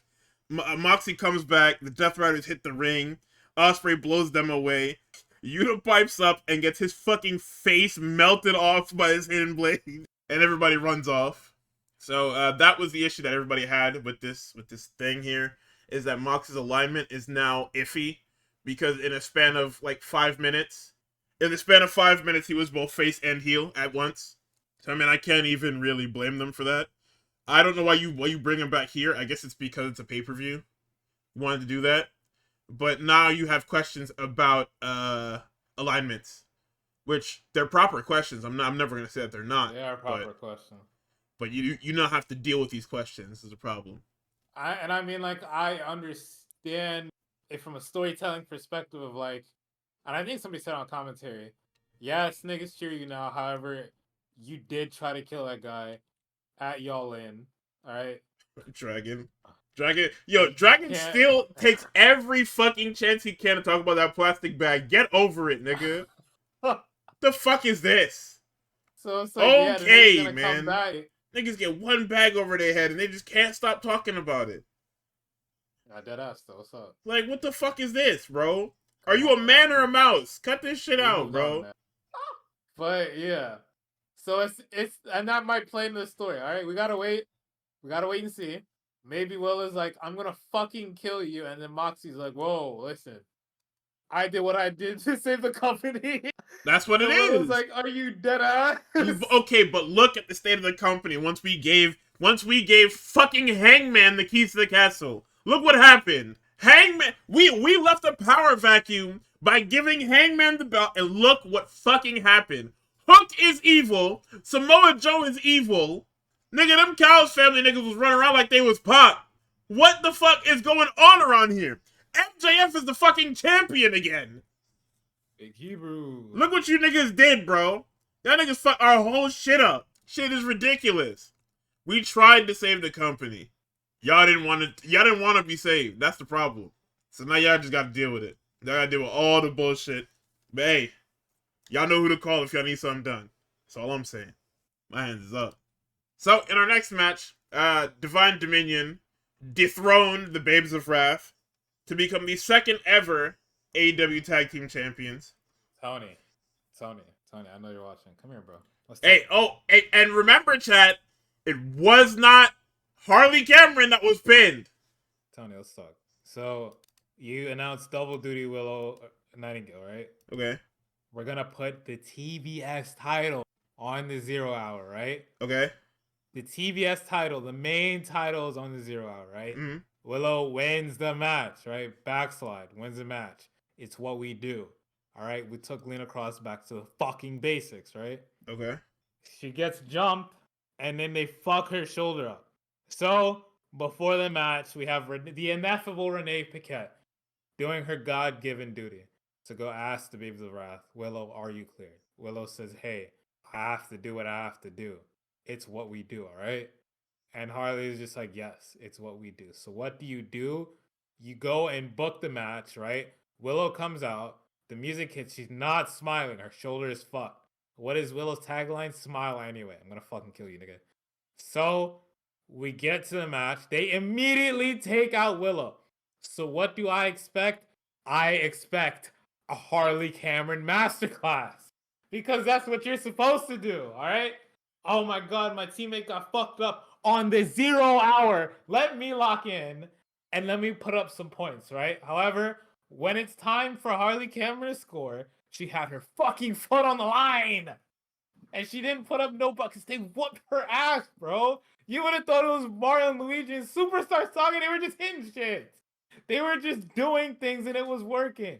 Who gets the fucking hope spot? Willow Nightingale with one fucking arm. What the fuck is going on? And you think, all right, the entire night, everybody in the fucking company on the actual show gets a match. The Young Bucks by themselves had like 7 near falls. You would think, all right, everybody's doing near falls. Let me give some to Willow Nightingale, all right? She's coming out not smiling, holding her shoulder. All right, maybe, just maybe, I can give her a couple near falls to think, wait, is Willow going to do it with one fucking arm? Is this going to be her flu game? Does that happen? Fuck no. These niggas lose. What? They just lose. And Willow gets pinned. And what? We were supposed to be, listen, this tag title run was supposed to be elevating Harley Cameron. Harley Cameron didn't do anything. Son. Willow should have just came out there by herself. Son. They packed Willow up in 5 minutes. I thought I was tripping. I was like, all right, I'm at work, right? These students are pissing me off. Everybody's breaking the rule. They want me to get my head ripped off before I have my interview on Tuesday. I was like, that's kind of short. I mean, 8 minutes, that's fine. It's fucking 5 minutes. I understand the angle. I understand. Listen, Mr. Khan, I understand. You set up the injury spot before because double duty is kind of crazy. However, that's the point of a tag team match. So the entire other person. Can anybody tell me what kind of statistics Harley put up in 5 minutes? I don't think she was. Look who we were elevating. She was shooting tour dates, nigga. That was clearly the point. Is we're supposed to be, getting people behind Harley Cameron. That was the entire point. And what did she do in her final match in her first run of tag team champion? It was fucking forearms to the face and fucking probably German suplexes by fucking Megan Bayne, bro. And now Lena Cross is fucking lapped her already. If I'm Harley Cameron and Loki, if I'm Penelope Ford, I'm just gonna shoot Tony. I'm just gonna shoot him. If I'm Willow, I'm gonna shoot Tony. But at least I can get started on my TBS title run, right? I can actually get started, right? We can take this shit to the main roster or to the fucking actual event. We're getting off the 0 hour, I guess. I fucking guess. But look what happened when you're a good soldier. You know what I'm saying? All right, I'll pull double duty. You know, we asked the nigga, hey, can we actually get on the main card? Don't put me on a 0 hour. Then nigga was like, you know, I got something for your ass. And this is what the fuck he gives you. This is crazy. This is absolutely fucking insane, bro. Oh my god. That's on my third 9/11 in like a week, bro. But it's okay, it gets worse. What the fuck did you think Harley was? Something, nigga. Something, nigga. I don't know. Nah, don't do that. What have you been doing this entire time with Willie? You've been around mad niggas that have bags. You ain't pick up nothing. No handles. You still can't dribble with your left. Like you don't have like, don't do that because there's mad niggas in the league that cannot dribble with their left. Don't say shit like that. No mid range. No like you can't even foul bait. This nigga keeps saying this. It's mad niggas that cannot shoot with their left or dribble with their left. Stop doing that. You were like, she didn't really like you, but you were running around with Mercedes Monet. You didn't pick up nothing. Look who was supposed to pick up nothing from the fucking CEO. Like a Three Amigos, nothing. She was in the backpack this entire run, the whole tournament. You know this don't. It's not about whether or not I know it. All right, listen. Pratt Cole, you know the shit that niggas in Minecraft used to make torches? You put some pressure on that bitch, it makes diamonds, nigga. The real Majin Obama just put up a fucking video, alright? Not every nigga has the fucking clutch genes. Sometimes you gotta be put in a situation to find it. There's no way Harley Cameron did not have that shit. We needed you, nigga. We had one fucking arm. We put up a better home spot. Oh my god, let's go to the next match. What the fuck? So on our next match, Swerve Strickland kills Brody King and tries to stomp his head into a cinder block. That was a good match, by the way. It was good. Nah, I listen, man. That was a good ass match. They doing their thing. It's just very funny, you know, when niggas step up to the plate and then get murdered big style. I mean, they give Brody everything that they could have possibly done. He tried everything, and then Swerve decided to, like, stomp his head into the fucking, what's the shit? The damn bottom buckle. Stomp him in the fucking, the fucking exposed turnbuckle, bro. Yeah, man. Listen, Brody King, he was already Teflon before, but there's definitely a fringe main event run for him in the near future. I mean, there's always been, but they stuck him into the tag division. So, I mean, eventually your time will come where you will be around them killers, where you belong. Nigga, if I'm TK, I'm letting him get that bitch for a little bit. Nah, that one is kind of crazy. You got to put a lot of heavy lifting into that one. Especially because our lineages are so tight. It's not like WWE where niggas just win the shit for a cup of coffee and give it back. Like, that's not even a fucking whatchamacallit. That's not even like an indictment on them, or not an indictment. That's not even like flame to them. That's just how it works, you know. Yeah. Like niggas really just win. I mean, it doesn't happen like that now, but that's the history of like WWE, where it was like for the longest time, world titles didn't mean anything. They were just belts that were held by like top guys sometimes. Next to TNT, maybe. I can see that. Yeah, that's the hot potato belt. He can absolutely win that one because it's a TV belt, TV title. But in our 2 out of 3 falls match for the Women's World Championship, Tekla defeated Statlander 2-1 to retain the women's title. I have nothing to say about this. I'm just happy that this Statlander shit is over with. I knew this fucking sisters and fucking rigmarole was gonna happen. Bro, come on. Like, but that's what I hate with this type of shit, right? Like, what did you expect? It's been 3 of them the whole time. Is Okada ever defending it? No, man. Yo, hey. Oh. Whoa, what are we asking here? A rough bump was egregious. But that's like the only way you can get the sisters, so hey, fuck it. Hey, man, like I said, I hate when my baby faces are, like, willfully dumb and don't set up stop gaps for the fucking... Like, even if it doesn't work, right? You should at least have something to distract the fucking heels. Or to even the odds of the heels. I need there to be a ref bump one of these times. And a nigga doesn't just stop at one finisher. You gotta just clear out your fucking arsenal until the ref gets back up. You gotta dump the clip. Just keep dumping, bro, until you see that nigga get up. Hit that nigga with as many as it fucking takes. A fucking video game logic. Ah, shit, ref's down. I could go pick him up, but I'm just gonna do whatever I fucking want. Oh my god, we gotta get on SmackDown versus Raw 7. I gotta dust myself off. This thing is insane. We're up to bad shit, but no, I mean it was a good match. Hey, shout out Tekla, you know. Nah, for sure. Hey, shout out. You know what it was? Why that Willow Divine Dominion show in 5 minutes? That nigga Tony was like, I can't have a proportionate amount of lengthy women's matches on my main shit, bro. I gotta cut it off somewhere. The main event was fucking 50 minutes, and he's making jokes about this. Main event was I gotta portion my shit. 50 unfiltered minutes of fucking nonsense. I gotta portion my shit, man. I can't just have you niggas running wild, you know. Like, anyways, I guess the ideology behind those matches with the times that they were was that together it's technically 16 minutes because it's a two-parter, right? Like that was his thought process, was it's technically a 16-minute match because we have the singles match and then the tag match later, and it all features everybody in the same shit. It's stupid as fuck because one is on the pre-show and one's on the actual show, but you know. Yes. That was probably his thing. He thought, oh yeah, y'all get to see Willow twice, so I'm Gucci. I can do whatever. He could not do whatever at all. So, for the trios title, Mystico and Jet Speed defeat the Don Callis family of the All-Star team, actually, of Proto Okada and Mark Davis, or Aussie Open and Okada, depending on which one you fancy. Jet Speed came out in them damn masks, and them shits was clean. Speedballs had his little headband. Jets had his little glasses. That nigga lost his mask, by the way. He don't know where that shit is at. Like, he was talking about, yo, if y'all see my mask, let me get that back. I mean, I like this. I mean, it's hey, whoa, don't type that.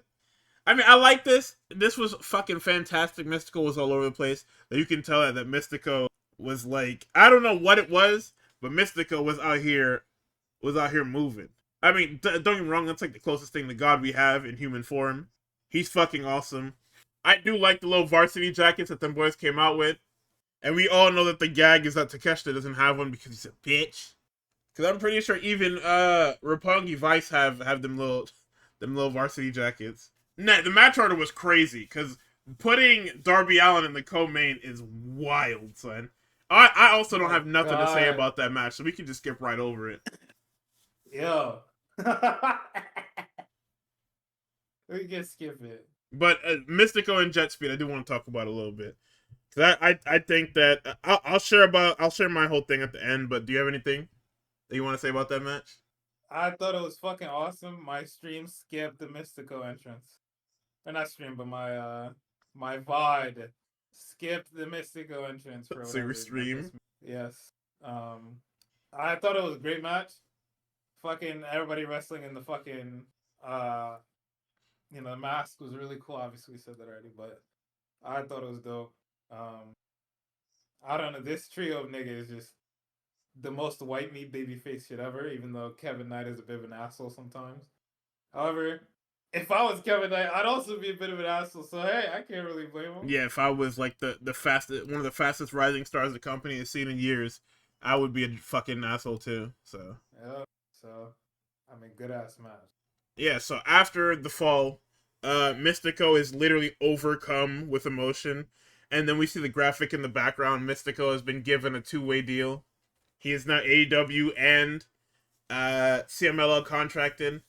And welcome back to the States, my brother. And this hit super hard for me too, because I was there. When I heard Mystico got signed to WWE in fucking like 2011, nigga, I thought I was getting ribbed. Because that was like one of those things that would never happen, right? It was like it would never happen. Mystico gets signed. I'm so fucking excited. They're talking about, yeah, he wants to skip NXT or FCW, whatever the fuck the shit was called at the time. All right, cool. He debuts with the Sin Cara mask. It's fucking cool. There's a light. Oh no.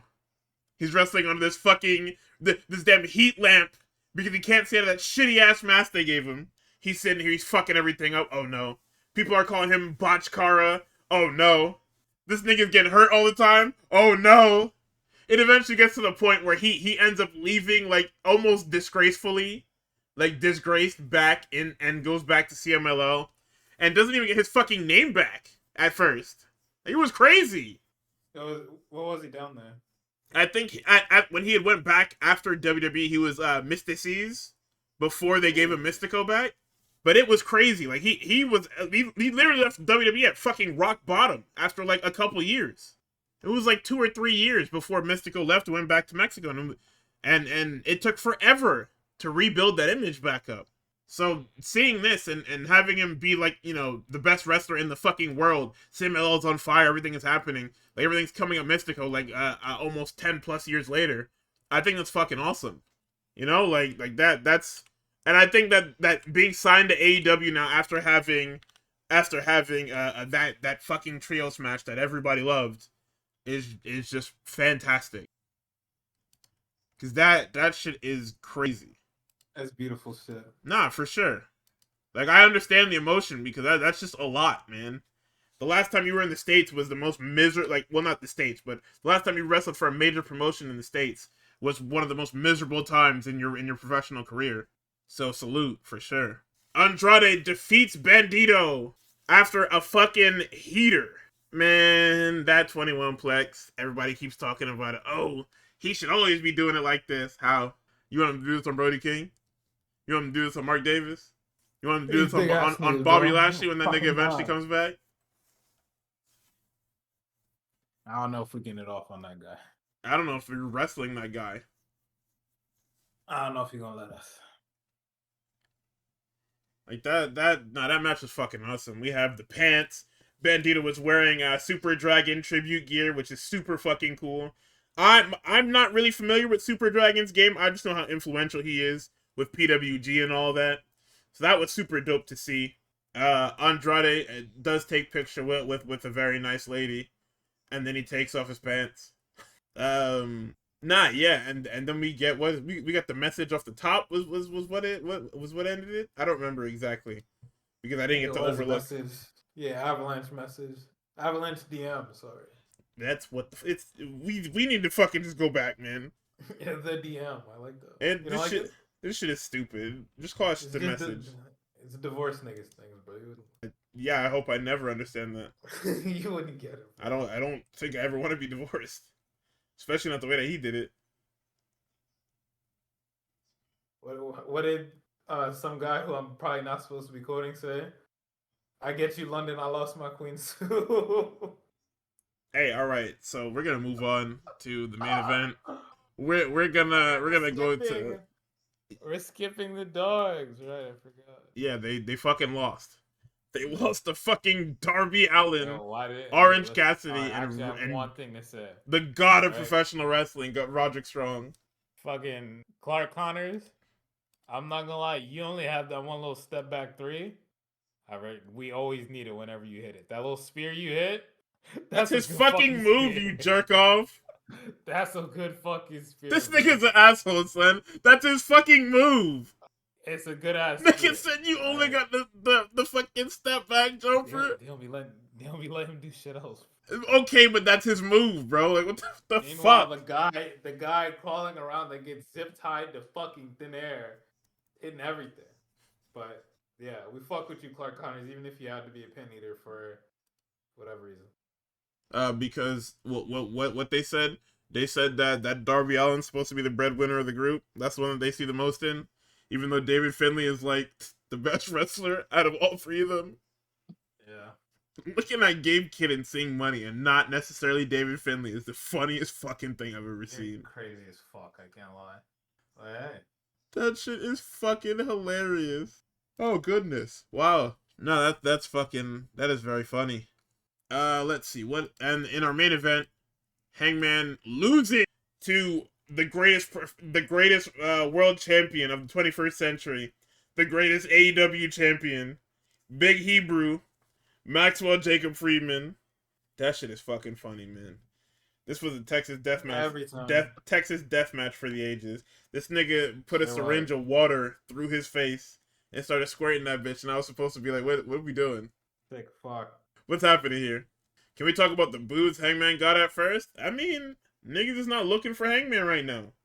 It's in Cali. Them I both. think it was a very liberal crowd, and Hangman did not do himself any favors. I think this was one of them times where everybody heard about the tweet, man. Everybody heard about the sorry, what are them shits called on Blue Sky? Everybody seen your Blue Sky post, man, or your Instagram post, whatever the fuck that was. Them niggas know. And I think this is the right time for you to take a break.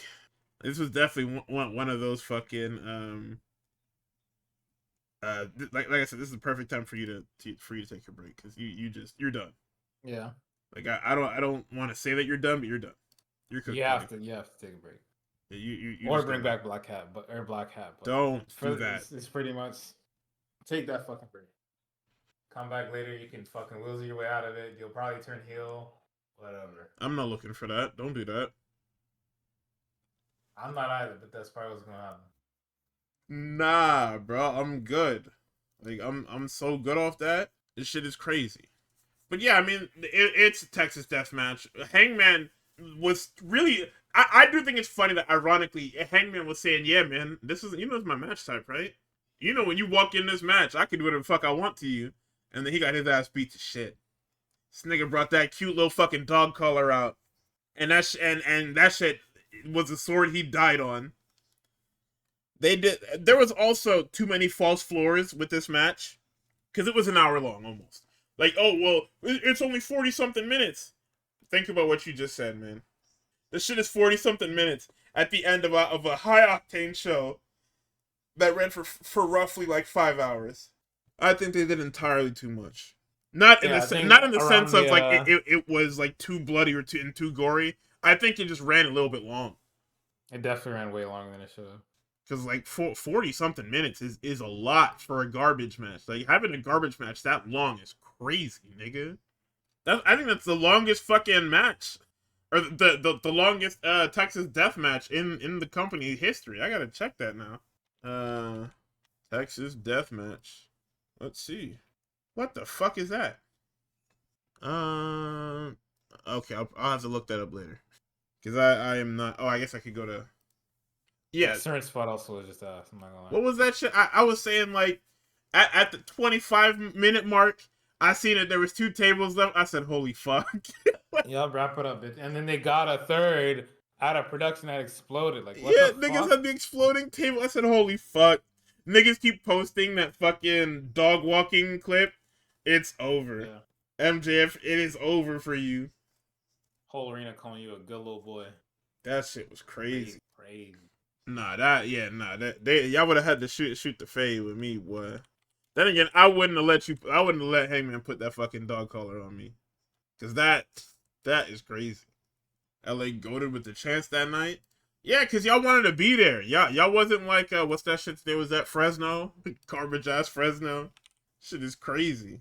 Yeah, so this was the longest that had happened was All in Texas against Moxley at 35:53. This is the longest by far. This is almost 11 minutes longer. Cause let's see, him and Swerve went 29. Him and Moxley the first time at Revolution 23 went 26. Him and Cole on Rampage went 20 minutes, and then him and Archer on Dynamite 123 went 15 minutes. Niggas mad Booker said the syringe was too much. I mean, the syringe is a lot. And I wouldn't have been as mad if it wasn't like big cartoony syringe and then it shoots up fucking water or whatever whatever fucking solution was in that damn syringe. Like, bro, I just don't know what it did. Because at least when Swerve used it knocked that nigga out. Like, these niggas used a syringe and then went to the next spot. Yeah, niggas just kept on going with the match. Like, the syringe was used as a transition spot. Like, how the fuck does that happen? So I don't know, man. But yeah, that was AEW Revolution. I think that was a great card, top to bottom. I don't think there was really any stinkers like that. I think the only stinker was arguably the Marina Shafir match. If that's not what you're looking for. But everybody else delivered. Like even though I didn't want to talk about the Tornado Trios match, it was still a good match. It had good wrestlers involved in it, so it can't really be bad. It's fucking Roderick Strong, David Finlay, Orange Cassidy, and friends. So I mean, good pay-per-view. The show that came after it, not so good. But listen, it happens. So we're in San Antonio for Raw. San Antonio is hot. They are kind of happy with what's going on here. Freaking appears to start the show. Oh, no, before that, when they're showing people walking in, they're showing that the Judgment Day is throwing all the Finn shit out of the clubhouse. You niggas jacking it, bro. I'm saying. Acting like that nigga cheated on y'all. Y'all throwing all his shit out, bro. Watch out, man. You know that's Carlito's PS5. Return that too, then. If y'all throwing shit out when y'all kick people out. Niggas about to go give it to Carlito. Disgusted. Sick to my stomach, fam. Woke nonsense. So, the show starts. A bunch of hooded niggas run around, and Seth appears from the sea of them. He says he created the Vision. He's going to kill the Vision. Anyone who stands next to Paul Heyman is marked for death. And then dingy, disgusting Paul Heyman shows up on the stage. He looks upsetting. And then he calls Brock Lesnar to go kill Seth Rollins. Brock Lesnar goes to kill all of the Seth Rollins guys across around the ring. Steps in the ring with Seth. And then, as they stare down, calling them shiesty niggas the Foot Clan is crazy. That's not what they are. What are the Foot Clan if not niggas with masks on? Dead ass is just niggas with shiesties. Like, what you think it is? Just because they ninjas is the same shit, bro. As they stare down, because we got this match like 4 times already, the lights go out. And boy, when they come back on, that man is standing there. It's Obafemi. He comes out, but he is not here to help Seth Rollins. That is the crux here. He did not save Seth Rollins. He's here on his own agenda. He steps into that ring, or not even. He's on the stage, and Brock is looking like he got piss running down his leg. The Brock Lesnar that I respect. Okay. Tagline here. The Brock Lesnar that wants to work. Okay? Before everybody's like, oh. No. The Brock Lesnar that I respect because he wants to work. He is here to work. Gotta clarify. No. The one that he gives Obafemi a stare. He's got piss running down his leg. Oba comes into that ring. He stares down Brock. Seth gets just close enough to pull Brock's attention. Oba takes advantage and hits that nigga with Fall from Grace. The crowd comes unglued because they know what it is. Oba put that foot on that boy's chest, pointed at that sign. Everybody knew what it was. And honestly, you could end the show right there. Nigga, they was talking about this segment for the rest of the goddamn night. Every segment after this, they was talking about, can you believe what Obafemi did to Brock Lesnar? Bro, the show's over. Go home. Everybody is ready to see the 2 strongest niggas, the 2 most powerful niggas, go head-to-head at WrestleMania. Also, I don't know if you saw it. Brock started suplexing them boys, and he was a little wet. Nigga was breathing a little heavy. He was a little wet. It's looking a little scary. It's looking a little scary for Mr. Lesnar. I'm just saying. The trumpets, they get louder, bro. Yeah, that saxophone loud as fuck, boy. It's over. That nigga was so tired in that rumble. That nigga said, you gotta get me out of here. Yeah, get me out of here. James was coming in. He's gonna blow me up. Just get me out of here, man. Go hit me with that cross body. And the idea of Jey Uso blowing you up so you just get the fuck out of the ring is very funny. So then we move on. Grande Americano defeats Grande Classic. He has a loaded mask. Gable dives into the mask and gets pinned for 3. So Roman shows up. He's in a kind of whatever mood. And Ball Licker 1 and 2 show up immediately. Sitting there all smiles, giddy, and giggling and shit. Roman grabs the camera, and he tries to activate the fucking Samoan sleeper agents by telling them, you should be mad about what Punk said. You niggas got till and after WrestleMania to tear Punk apart, but at WrestleMania, he's mine. What the fuck is going on with this family? Like, it's just so crazy that Punk says things, and if not in the same segment, or afterwards, they prove him right again. Like, how is this possible, man? So we get a recap of Finn's betrayal. Liv tells Finn that this was always her plan. He's been on borrowed time since she got back. She knows about him. She calls him soft, a loser, pathetic. Says JD is finally free of his clutches and his influence. And now that the prince is gone, a new king is on the throne. Dirty mustache man. And without Finn, they're better than ever. I mean, if she believes that. That's what I'm saying. I don't know. Judgment Day shit is gonna fall apart real fucking quick. Nigga gonna put out the bat signal and get some cool niggas with him. So, the Usos are in Roman's locker room. Dude, you guys are ball lickers, bro. Holy fuck. This guy shows up after last week, and y'all are literally all on him. Did Punk not tell you niggas what was going on here? This is probably the first time y'all spoke to this nigga in months. They were like, so they're in there. They're talking about, oh, they're slandering me for being part-time. Roman tries to spin this into a family thing now.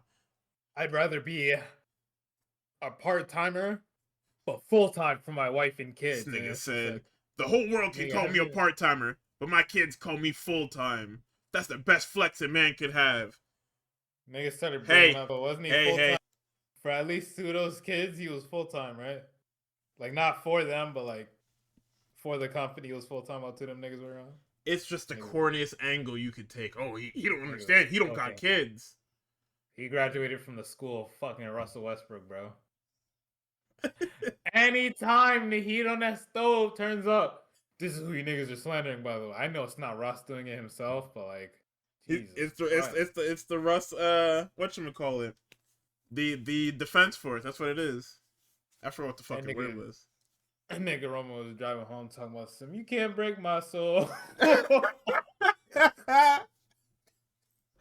Just like Russ was when that Lakers shit was getting high.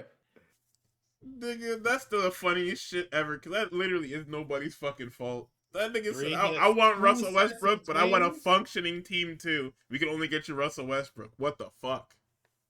Yep. Damn. I nigga calling them niggas young boys is crazy. Well, they deserve it. You guys are... What did we just say? We told you that he only calls when he needs something. And he showed up after y'all defended his father's honor for him because he's a fucking ball licker. And now you two are ball lickers. After Punk told y'all not to be ball lickers. He literally asked you guys, are you ball lickers? You said no. Just to turn around and be ball lickers. It's different. That's family, Oos. And here come Jey Uso dumbass. And we still need an apology from him. Roman said, man, I don't need no apology from him. But y'all should get one. And then here come Roman's stupid ass. Subtle foreshadowing. What's the worst that could happen? CM Punk beat me up? He's so ass. So, Bailey challenges for the Intercontinental Championship. Is unsuccessful. This match is kinda fucked up. Because it very much is a very okay TV match that shows the holes in AJ's game, with it being that like this little 2010 style that you're running here. Yeah, we don't do that. you gotta come up with something. Like, you gotta be in the gym every day, because this shit is very whatever. They're having a very cat and mouse match where Bailey, being the bigger, stronger of the two, is trying to muscle AJ around, and AJ's trying to slip and slide around. Eventually, Bailey just ends up beating herself. Bailey goes for that damn elbow drop, eats shit, and then immediately gets stuck in the Black Widow and taps. So, Finn is just not on the show at all. JD is berating Pierce about giving Dom's IC title opportunity away because he got hurt during Rey de Reyes in his match against Vikingo. And then Penta walks up and thanks Pierce, I guess, for the opportunity to wrestle tonight. And then as we cut to the ring, Becky is killing AJ again. This then segues into the SmackDown main event from last week. And then the commentary noted that at Rey de Reyes, Penta said he wanted to defend the title in Mexico and AAA. He then cuts a promo to the live crowd and then says that whoever comes out should be brave. And it's fucking Dragon Lee. Yo, Dragon Lee's music hits every time, and I'm just like, who the fuck is this? Like, I should know that it's Negative. Dragon Lee, but I still can't. My brain can't fathom the idea that Dragon Lee is on TV. This is the You most just don't he's be been on hearing it TV. enough, man. This is the most he's been on TV in literal months. Like, this stretch is the longest he's been on TV for a while now. And I'm still just not used to Dragon Lee being on TV. It's crazy. It's amazing what happens when you're just not out gallivanting and having sex. You get to be on TV. When you're not gallivanting and having sex, man, come on. No. It's crazy. It's crazy what happens when you're not doing that and you just get to be on TV, you know? So, we got Dragon Lee, we got Penta Intercontinental Championship. This nigga, Dragon Lee, hits a Styles Clash. Who you think you are? That nigga not even cold. That nigga not even cold in the ground, and you use this shit. This shit is crazy, what? That was his tag team partner for like a month. No. God. Do not rationalize this behavior. That nigga not even dead in the ground yet. Nah, he was on that podcast, bro. He's gone. We just buried that nigga a little bit ago. And you want to sit here doing his moves and shit. What's next? You gonna hit that phenomenal forearm? You gonna hit the damn spiral tap? You gonna hit that Ushigoroshi? Yes. Might as well take all his shit, huh? Cause he dead. You might as well start wearing his gear too. Shut me. I mean, if he's not using it. So we get a fear factor for 2. They're basically pushing that Dragon Lee is Rey's chosen successor. I told you guys a while ago that about the potential of Rey Mysterio.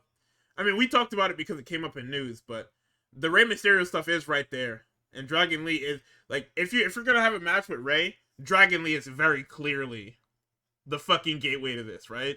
Not sure when it happened. Maybe I guess like last year, like a year and a half ago. But Dragon Lee is the successor to the Mysterio legacy. Like, Dom has been completely, in kayfabe, of course. In kayfabe, Dom has been completely removed from the Mysterio legacy. He is Mysterio only in name. Yeah. So, we get Destino for 2. Dragon Lee goes for the Hidden Blade. What the fuck is everybody doing this fucking Hidden Blade on this damn TV show now? It's a good John. It's a real good John. Anyway, that nigga gets the Destroyer. He bounces off the ropes and fucking face plants. That shit was awesome. And, I mean, that's it. It's awesome. Penta offers a hand. They embrace. They're having a good time. Crusty Dusty Heyman says, hey, we need to get the power back. You guys need to win them tag titles, like, now. Because without them tag titles, without any power, I can't get you guys what you want. The power back. A lot of power talk across both shows. We do need to get the power back. Tells them to focus on the Usos and the tag titles first. Maxine versus Natty totally happened. Nobody cares. We got a video package of Ball Lickers reacting to SmackDown's main event. The Randy Orton interview. He's talking to a disembodied individual on the phone. He says he wanted to do the interview, but he doesn't want to do it anymore. He had a conversation with somebody he respects, and they put everything into perspective for him. He says he's a killer. And then says wrestling has more than one royal family, and the feed cuts. Oh. I don't even know what this could be. Niggas was talking about some cowboy Bob Orton. Let your daddy rest, not. man. Maybe not, but I like where people's heads are at. I don't even know what this could be. Like, are you even gonna bring in Legacy? Like, what? Niggas was saying you gonna get Ted Jr. out of jail? Hell no. So like I said, I don't know who this could be. Like, because if we're doing, like, unless that nigga is bringing the NXT stable up. I can't think, who has kids on the main roster right now? Whose kids are running around? I gotta check. Hold on, let me pull up the thing. Because I don't know whose kids are even running around on this show right now. Let's go to, I mean, it was on, the fact that it was on Raw is crazy. But I'm trying to think of who, Los Garzas are second, or not second, but they're multi-generation wrestlers. Can you fucking load, nigga? Goddamn. I mean the Usos, but that's not possible. The Tongans, Bull Buchanan's kid. What the fuck is that guy's name? I keep forgetting what that guy's name is. Brooks Jensen. But yeah, there's no like generational talents on this damn roster anymore. We let all of them go to AEW or Japan. Yeah, man, I don't know. I don't know who it could be. I hope it's something Nigga said fun. it might be Ego and fucking Ethan Page. Apparently, that guy's a ball Oh, licker, so I don't it's all know. the same nigga. Who's the ball licker? The guy that posted that tweet. I mean, You know, it's unless not he's an trying to run actual back nepo Evolution. baby, but is a kayfabe nepo baby and involved with Cody. Who the fuck is a kayfabe nepo baby? Drew McIntyre? We're using he's got Jacob Fatu. Glockman? Who the fuck is that? Am I missing something? Oh, holy shit! Oh my god! I completely forgot that this thing is like a producer, or not a producer, but he's adjacent to the company now. Oh my god! Coming into WrestleMania with Arn by his side is crazy. I completely forgot about that. The Andersons are absolutely wrestling royalty. Holy fuck! I mean, I was thinking that it could be Rick again, right? Is Rick still under AEW contract? As of 23, he's signed to AEW. Do we know how long this contract is going? Contract. That's not the right word. Contract. Let's see. Signs multi-year contract with AEW. Do we know how long? It says multi-year. Do you know how long it is? AEW says multi-year contract with Ric Flair. It does not say how long. Oh my god. It was 2023. Okay. Great. We don't know how long this is. It just says multi-year.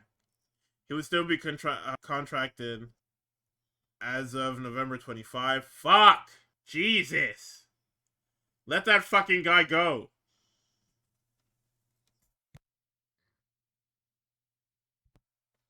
Oh yeah, that fucking sucks. Yeah, I have no idea who this could be. I'm trying to think of wrestling royalty, and there's really like nobody. I mean, if anything, okay, it being Shane McMahon would be fucking insane.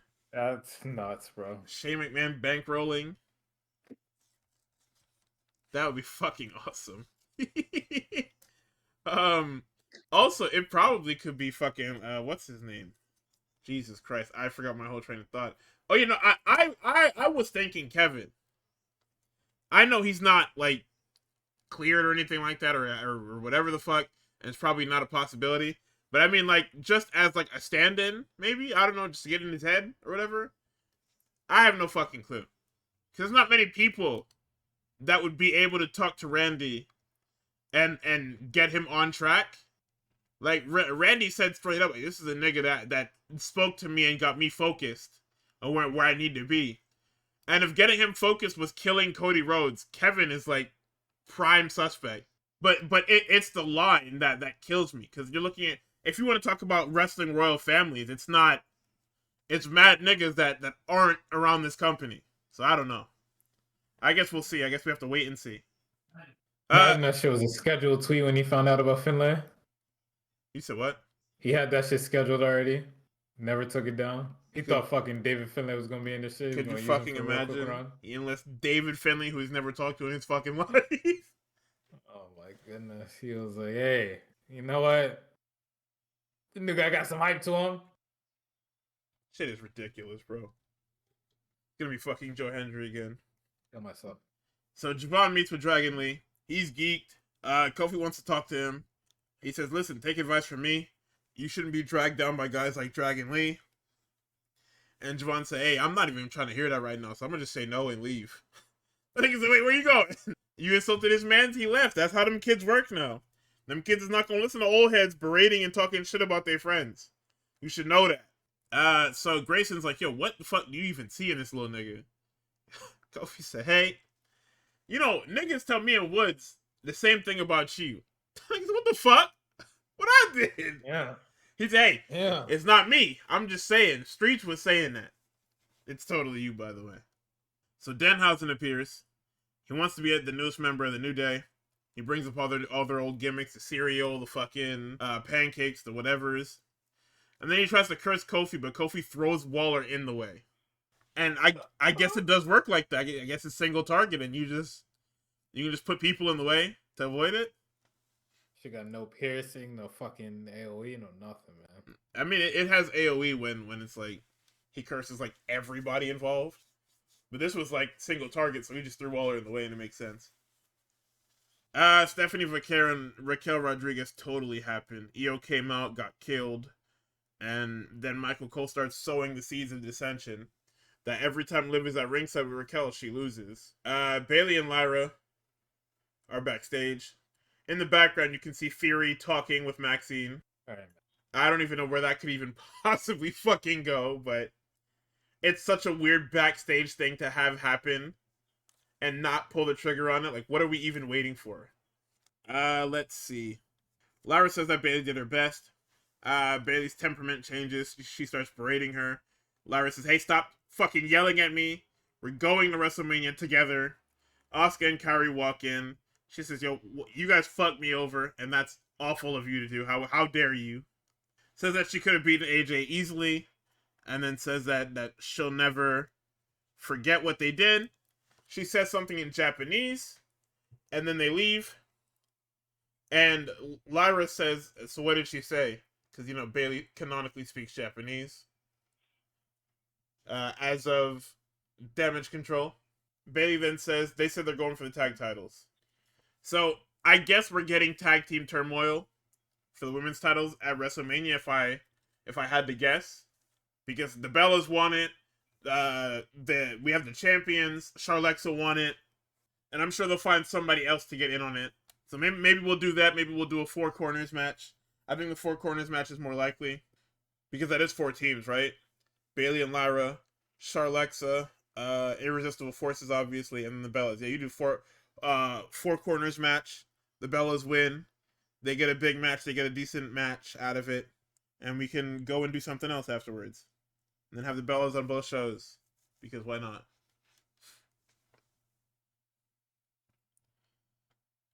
So, they say that Oba Femi versus Brock Lesnar is official, and that the Usos versus Logan Paul and Austin Theory will happen next week. They're not called Division anymore. That shit says Logan Paul and Austin Theory. Evil ass shit, bro. Cursed matchup. So, sure. LA Knight meets with the Usos and says, hey, what the fuck's going on with this? I see you niggas hating on Roman again. What is that? They said, that's just family business. He said, yeah, I hear you. But if y'all turn that bloodline shit back on, I will kill everybody involved. And then he puts him on notice. He daps up Jimmy, tries to dap up Jay. Jay doesn't go for it. He leaves. And Jay says, why are you okay with this nigga? What do you see in this fucking guy? I hate this guy. Nigga hates LA Knight for what? What the fuck even happened? You don't remember? No. LA Knight made them lose to fucking whatchamacallit. LA Knight, what was the when they were fighting the Vision originally? He was the special guest referee. Oh, that was in Palooza, was it? I think so. No, I think it was like the one after. I can't remember what it was. Fucking Clash in the It Castle or was whatever. Palooza? Because I think that was when they were wearing those fucking disgusting doo-doo greens. Yes. And also, you gotta remember, last was it spring/summer? They were in the world title picture together, and the whole storyline was LA Knight literally just cannot win, and every time he gets a chance, he either gets costed by Punk, or he gets pinned, or somebody pins somebody else instead of him, or he gets pinned because of some bullshit. That was like the whole thing. So that spiraled out. What is Jay's problem with him then? No, that's it. That was the whole thing, is that they were in that vortex together, and then the tag match at WrestlePalooza, and then that whole thing is why Jay doesn't like him canonically. Well, don't lose next time, man. I don't know what to tell you. Yeah, pretty much. So, we're at our main event now. This is the longest talking segment in the history of fucking ever. We get OTC chants. Too. Roman says that he knows they hear that back there. They know whose show it is. He opens. He's in the opener. He's in the middle. He's in the main event. Phil is confused. He said, "Go ahead and come on out." And then this is where I note that the OTC1 shirt is fucking dog shit. It says OTC1 in graffiti, and then on the back it says Roman Reigns with the WWE logo and his fucking Superman Punch logo. It's like the shittiest fucking shirt ever. Like it's literally a shirt made for children, which isn't a problem till I see a grown man wearing it. So, Punker comes out, he takes a scenic route, he gets on the table, he gets in the ring. Roman welcomes him to his show and his main event. So Punk comes in. He's already not happy. Yeah, you keep using my government name like it's supposed to be an insult. My friends and family are allowed to call me Phil. I would try and insult you by calling you Titty Tiaki or whatever the fuck your real name is. That's insane. That might be a little charged too. Titty Tiaki is fucking killing me, son. Where did that come from? That's crazy shit. But I don't obsess over you or read your Wikipedia. And I'm certainly not going to call you Joe, because that would be insulting to a real Samoan who I love very, very much. Roman then tells him to call Joe and says he will remind him who the tribal chief is. Shut the fuck up. Did I hear you say earlier you're sending all the Samoans after me? Roman says he gave them permission to do whatever they need to. The only thing they're going to do is high-five me like everyone else here in San Antonio. Pardon me, I'll show you whose night is it, or whose show it is. Is it great to be alive on a Monday night in San Antonio, or what? Get up, nigga. He is he is rolling already.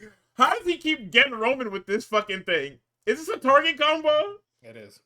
Like, can you just not do anything about this nigga? That's light, medium, heavy, special, brother. It's guaranteed. That's a knockdown, nigga. Is this a fucking Target combo? Because every time Roman tries to do this My Show shit, he does that, he does his catchphrase, and everybody just goes up in flames over it. You gotta be able to stop this or something, man. Block it. I don't know, man, because this is fucking crazy. He gets CM Punk chants. Punk continues. I'm surprised you haven't taken a swing at me yet. When it comes to the main event of WrestleMania, I'm in your head. Roman giggles, says he's on everyone's mind.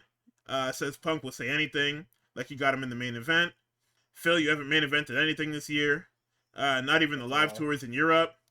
Which is a lie, because we have the Finn Balor match as proof. He literally main evented the Raw on the fucking European tour. But whatever, man. Sure. Let's just fucking lie. Because we're the fucking tribal cheeks. So he tells him to say something special. Punk retorts, yeah, I was calling for you last week, but you were too chicken shit, so you sent your cousins instead. And man, I'm a gold medal habitual line stepper. I will say and do what I please to get the advantage. That's why they love me and you hate me. I didn't want Jimmy and Jay to get caught in the crosshairs, but they came out and they handled their family business. And you know what?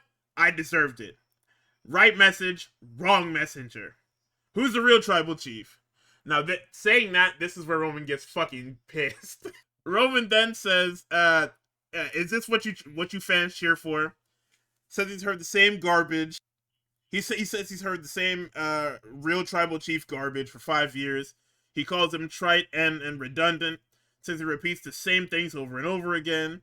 He should figure out what the top dollar players do. And then he should ask his wife. Now, here's the thing, right? Tux pointed out that using the words trite and using you say the same thing over and over again, and then using the wife line is literally like the most disgusting oxymoron that you could ever make. But even before that line, you should figure out what top dollar players do. Nigga, top dollar players don't abandon their team for half the fucking season and show up when it's convenient. Nigga, top dollar players get on that horse and drag their team to the fucking playoffs. Punk has been here every week, wrestling every week, putting on fucking thumpers and classics every single week. You have no idea what you're talking about. And it's so sports. Like, But he wants to be the QB1, man. Bro, you have no idea what you're talking about, man. Like, I don't care if this is fucking Joe saying this or if this is Roman Reigns saying it. Whoever lined him up like this, you deserve a fucking fruit basket because you made this nigga a fucking idiot tonight. Like, salute. I salute you, whoever lined up Roman Reigns like this. This is a fucking S-class rib. Because now the tribal chief is a fucking idiot. He says until Punk can find something to actually phase him, don't waste his time. He calls him Phil again. And then, I don't know what Roman's problem is. Well, isn't the tribal chief supposed to be the guy that stands his ground and buries everybody? Why are you dropping the mic and trying to sprint out of the ring? Are you crazy, nigga? Bro, he tries to leave, Punk gets in his face. Every time he tries to leave the ring, Punk is there. He tries to go through the ropes, or he tries to go down the steps. Punk gets to the outside and stands in front of him and says, "My ring, my bell, my show. I tell you when you can come and when you can go. And young boy, now's not the time. I can see it, I can feel it. I'm in your head, I'm under your skin. And go ahead, take a look at that sign. It's the last time you're gonna main event. I'm gonna pin you, I'm gonna lift you up on my shoulders with all my Punkamaniacs screaming, CM Punk, CM Punk." Of course, he gets everybody chanting, "Come, brother, it's over. It's over. And I'm gonna hoist you above my beautiful head of hair. And I'm gonna send you crashing down, back down to earth, into my knee. And I'm gonna split your ego in two and beat you on the grandest stage of them all."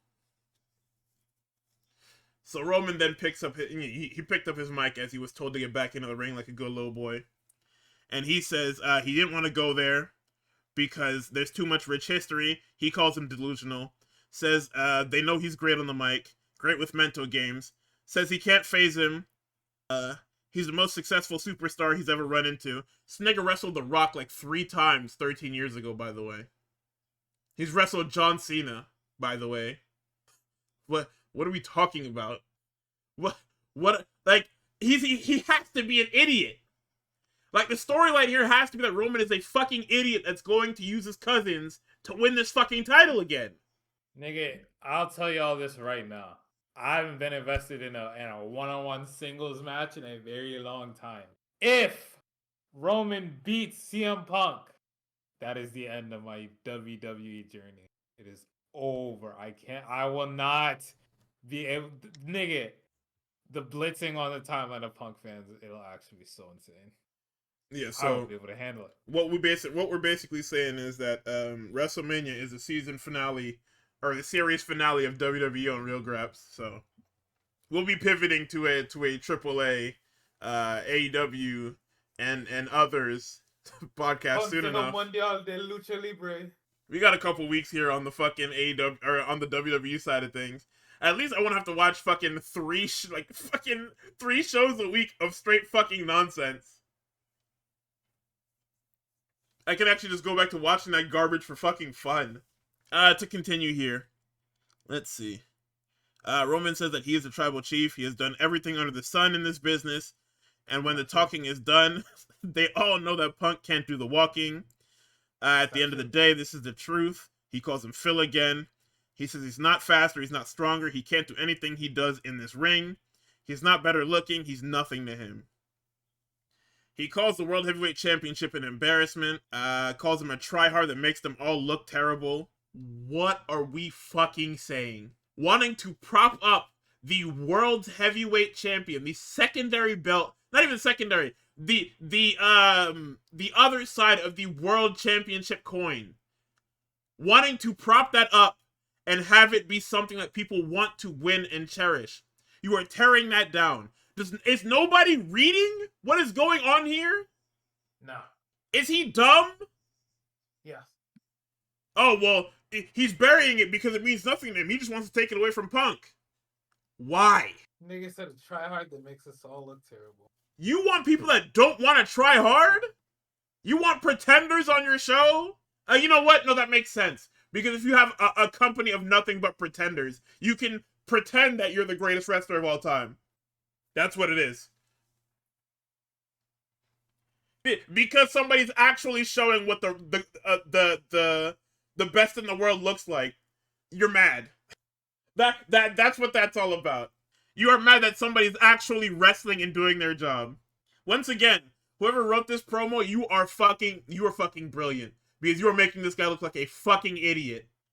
And then he says, at the end of the day, he's old. And this is when Punk thumps him on the top of his head. And this is basically, his fate has been sealed. Punk is losing.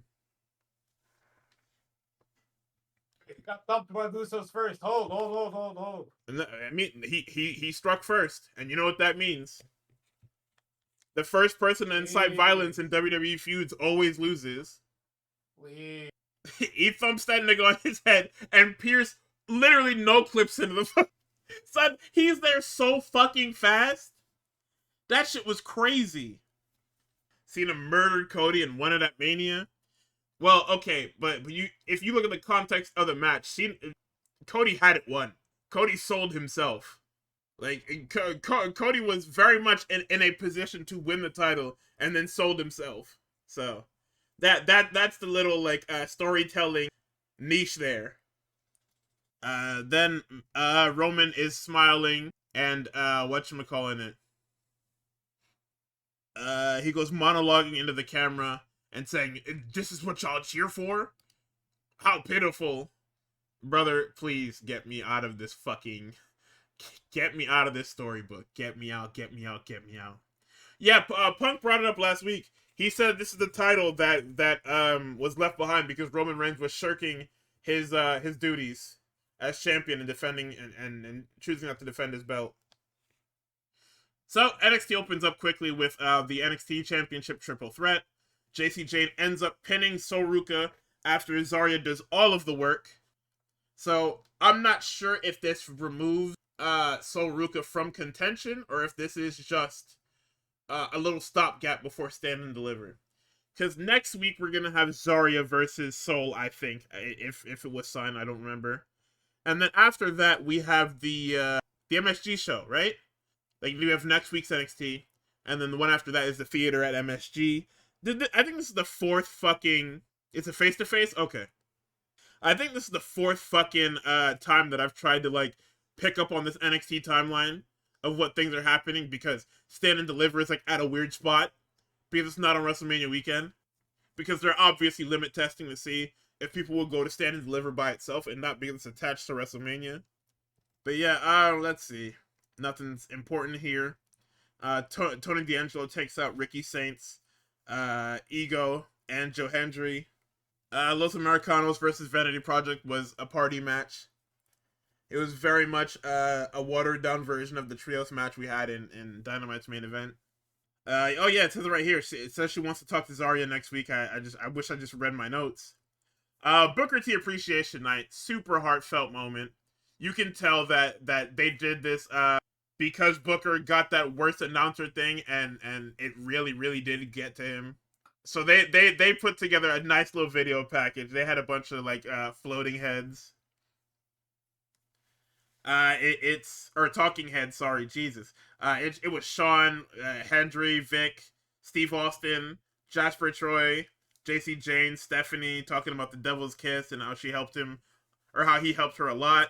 Trick also saying that he basically like gave him everything. The Miz said some nice things. The Usos, Roxanne Perez.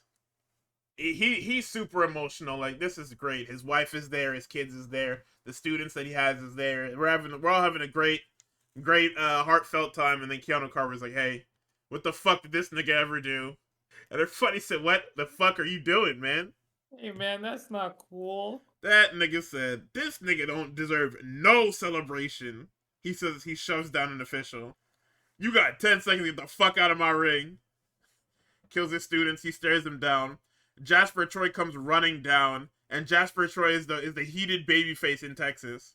And then I guess that we'll be doing Keanu Carver and Jasper Troy for the honor of Booker T at Stand and Deliver, if I had to guess. Then Booker, they play Booker's music as the locker room come out on the stage. Booker said, "Nigga, turn my music off." They take forever to turn his music off. He said, "This shouldn't be happening. He wants something done about Keanu Carver. It shouldn't be happening in his city. Stone should do something about it." Whoa. So then we get Ren Sinclair defeating Fallon Henley for the Speed Championship. The only reason she was able to do this was because that Fallon took a spear for JC. Or no, sorry, I think Zarya just speared her. Or yeah, it wasn't the spear of the F5, I can't remember. Either way, Zarya injured Fallon before her match, and that's why she lost. Hank and Tank lost to the Birthright tag team. Let's see. OTM was jumped by Dark State. Thea Hale references the bullying that she received on the internet in a promo with Kalani and Tatum and Jada Parker. Jada Parker is a full-on babyface now. I mean, I guess. Fatal influence is on the rocks. Fallon is incredibly unhappy that she did everything to protect JC and JC didn't help her whatsoever. And Lainey is just trying to keep the band back together because we know about her and JC. Just saying. There's a lot of things going on over there. Wait, I'm saying we know. Oh, okay. We know what's going on over there. It's a building where everybody is fucking. This shit is fucking ridiculous. Let's see. What else is here? They make a gauntlet for Miles Bourne's North American Championship. A winner gets him at Stand and Deliver. Sexy Red is gonna be at Stand and Deliver. And then in our main event, Tatum Paxley defeats Izzy Dame in a very whatever steel cage match. And then after the end of after she poses at the top of the ramp, Blake appears and drags her under the ramp and holds the title up before disappearing into the ramp. Yeah, man. Some pretty cool shit. Dynamite was very much... I don't even know where the one match show was. Or the one match in the car. I guess it was the Will Ospreay in-ring return. I guess. Against some fucking Blake Christian, man. Yeah, of course. Come on. Vanilla Baby is their guy. So Just get him that fucking music, man. I mean, Blake Christian and Will Ospreay, you know the type of match it is. If you've seen Kenny Omega's return match, you know what the Will Ospreay shit is gonna be for the next 6 months. It's gonna be niggas trying to drop him on his neck. Let's see. I mean, yeah, it's literally, oh, the neck. And Blake does a bunch of DDTs and shit like that. Then he tries to use the hidden blade for whatever reason. Ospreay then just cuts him off. I guess he has better frame data, like his just comes out quicker. Because it's real and not fake. Then he grabs a mic, says he missed everyone, calls out Mox, says the difference between them is that he doesn't need a weapon to snatch somebody's neck. He'll do it with his bare fucking hands. The army sprints out. Ospreay sprints into him and they brawl like shit. He tries the Tiger Driver. I guess we're at that point in this fucking feud where Ospreay comes back and immediately goes for the kill shot. He said, fuck a Stormbreaker, fuck a Hidden Blade. Tiger Driver, you're going to fucking die. I will kill you, nigga. Pac makes the save and locks in the Brutalizer. And, yo, the amount of kinesio tape on this guy's fucking neck, just stay home. Brother, they are playing hopscotch. Or fucking tic-tac-toe with kinesio tape on your fucking neck. It's a lot, bro. Like, I don't think I've ever seen that much tape on somebody's fucking body. Like, Claudio has heavily taped his fucking shoulder before, but this is a guy's neck. You probably should not have whatever the fuck is going on over there on your neck. Yeah, hopefully, well, not hopefully, but what they might do is fucking, after Pac put him in that shit, they might put him on the shelf again for a little bit. Because this is crazy, bro. This then segues into the Bang Bang Gang and the Death Riders. It's Juice and Ace Austin versus Moxie and Yuta. The closing sequence of this was actually super cool. Ace Austin goes for the fold. He gets Musaiku Need. Juice steps in to try and save. He gets a cutter by Moxley. Then Yuta dives onto Juice. And Ace Austin gets the Death Rider for 3. Gabe says... What happened? I said, damn. Oh, yeah. Gabe said he's ready to kill Darby in the coffin match. Katie says Swerve isn't dangerous. He wants to play a game of Risk. Tells him to put his contendership back on the line. This fucking Darby Allin and Gabe Kid coffin match. We're so good off Darby Allin. I'm not playing with y'all. Also, Gabe... Just handle a little water, naked bro. Your services are no longer required. Hand Darby a water, nigga. Hand Willow. Oh, wow, okay. Nah, bruh. You had the fucking... There was some heckler in the crowd talking to was fucking yelling, I'm a madman. I was like, bro, well, you were just better win this match. These niggas had the little pre-tape with the cinema cameras where the nigga crashed the goddamn car for whatever reason. That was crazy. He tries to run him over at the start. They brawl. Darby uses the fucking ether, locks him in the trunk, flips the fucking car over, opens the trunk, Gabe literally almost kills himself when he falls out of this damn trunk. Yep. And would you believe me if I said, let me see, let's check cage match.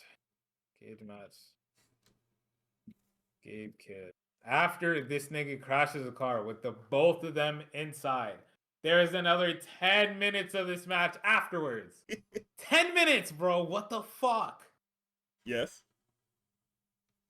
There's multiple fucking straight jacket spots, and it's like, Fam, he's in a straight jacket for the rest of the match.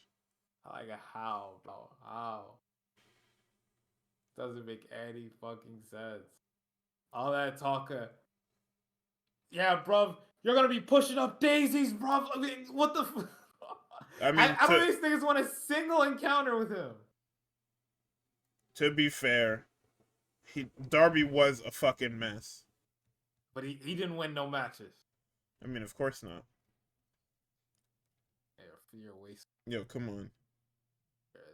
So, he loads him up onto the equipment box. He drags him into the arena. The bell rings as he's dragging him into the arena. He puts Gabe in a straitjacket. Somehow, the straitjacket eventually clips itself. Gabe is defenseless, yet somehow Darby is not able to kill this fucking guy. He eventually hits 2 coffin drops, drags him to the apron. It's a tope suicida onto Gabe that forces him into the coffin and shuts the door. Then he says he's gonna hold the throttle till he sees God or the World Championship, and then he calls out Max. So if you didn't want to see Darby Allin as World Champion, I'm fucking sorry. I'm so sorry, cause that we've been building this Darby and Max thing since Max won his first world title. That was what the 4 pillars shit was supposed to be. It was supposed to be the start of all those guys getting like into the world title picture. And somehow Jack Perry is lower than when he started. I guess Sammy Guevara is dead, so I guess Jack Perry is pretty okay. Jesus Christ. But yeah, Darby was there too. Let's see. Jurassic Express video package. They're driving a bus. Something about whatever the fuck. Swerve promo comes out. This is the most ridiculous fucking promo ever. It's a promo about power. What Swerve wants is that he wants Kenny's EVP status. I'm not sure what the fuck he wants it for. Because in no form of kayfabe in the last 2 years, even before, actually no, 3 years, whatever, Kenny has never invoked his EVP status. Kenny hasn't invoked his EVP status since, like, 2021 when they were the fucking, 2020/2021 when they were the Elite. Like when they were the evil Elite back with Callus and all of that, and they were running around with the Good Brothers and shit. Are you serious right now? Look at who is fucking beefing with fucking Callus, bro. Well, no, they Callus was their guy. Callus was there. That was the Callus family before the Callus family. Yeah, Callus was the Heyman to their Elite group. They also had the Good Brothers in there. They had everybody, they had everybody in there. They were cooking. That was when Kenny was doing the belt collector run, and they basically single-handedly destroyed TNA. They deserve it. No, yeah, of course. I'm never gonna say TNA didn't deserve it. I'm just saying. I see.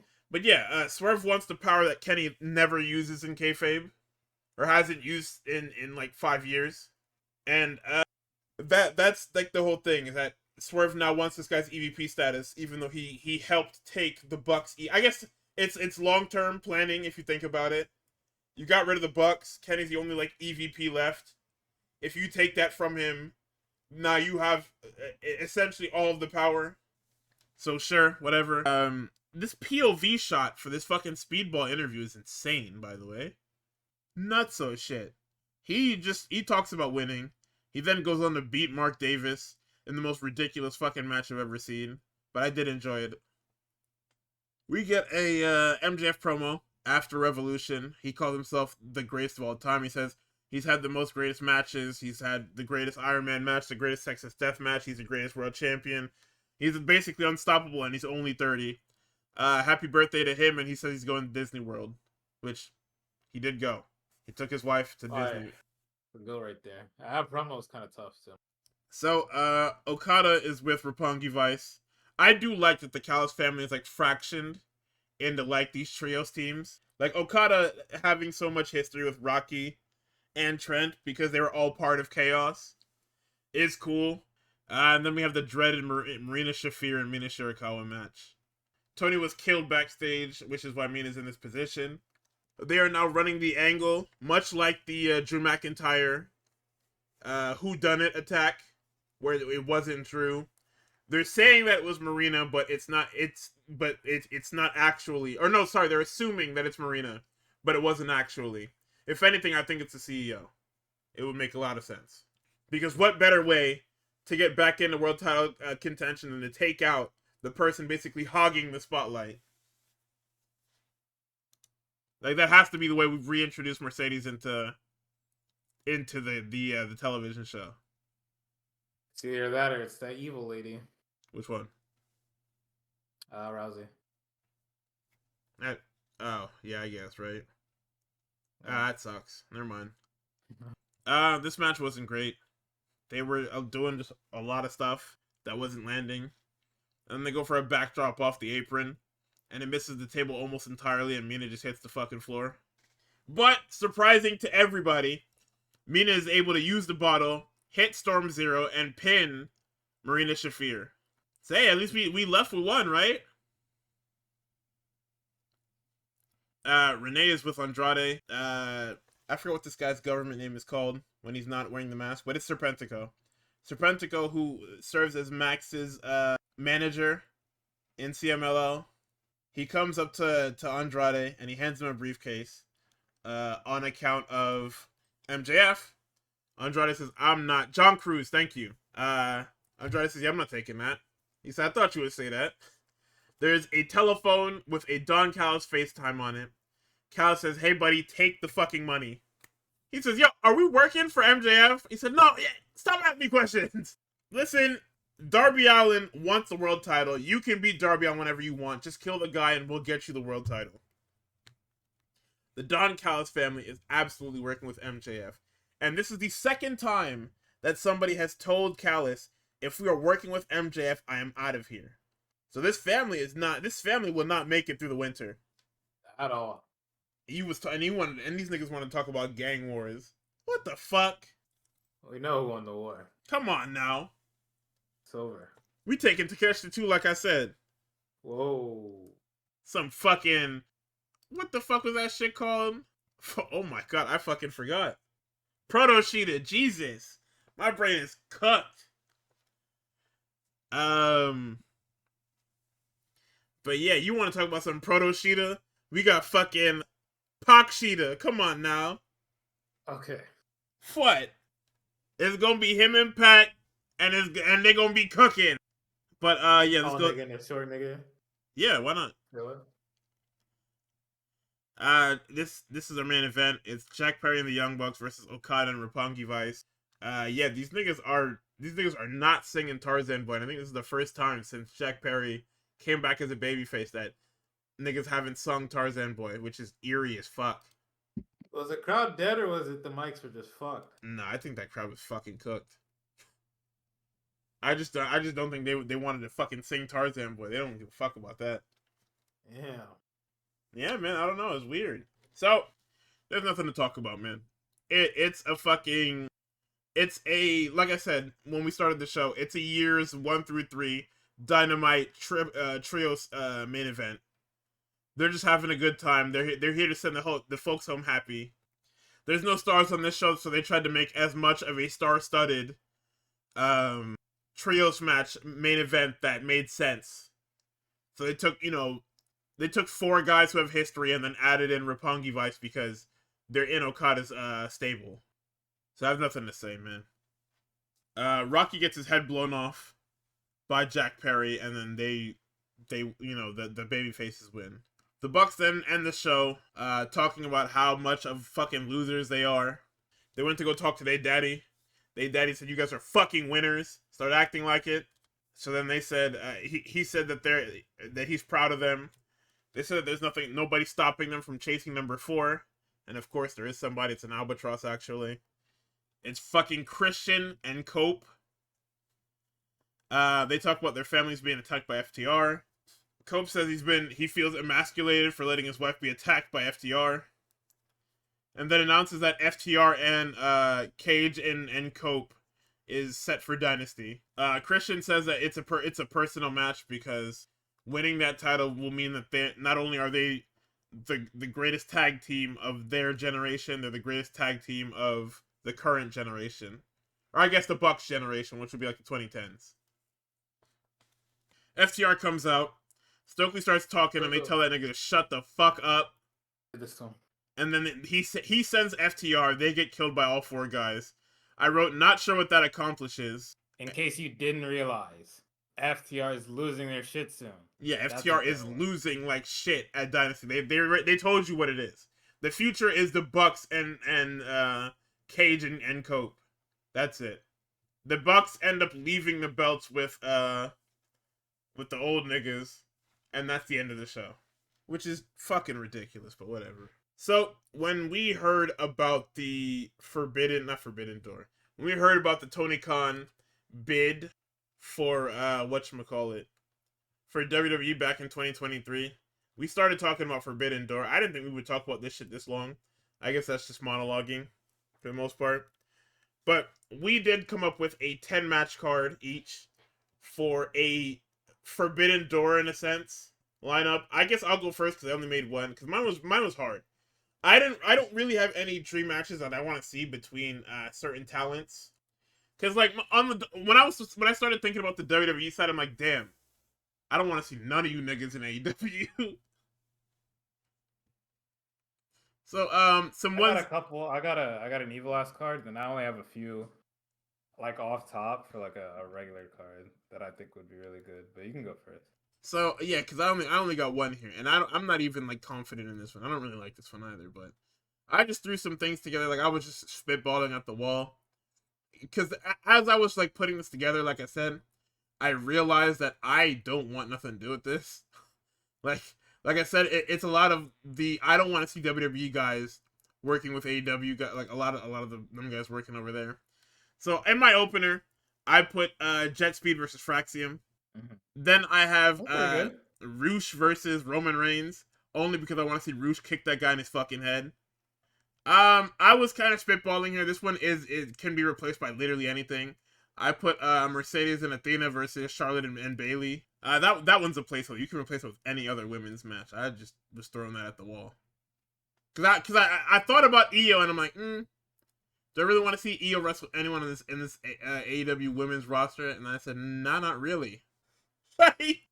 Like she's not wrestling anybody that's really great in WWE right now either. But I was just thinking about the AEW women's roster, and I'm like, not really anyone that I want. Like I don't want to see her wrestling Toni Storm, and I don't want to see her wrestling fucking Megan Bayne because I know what that would look like, or I know what I would want that to look like, and they're gonna do something completely different.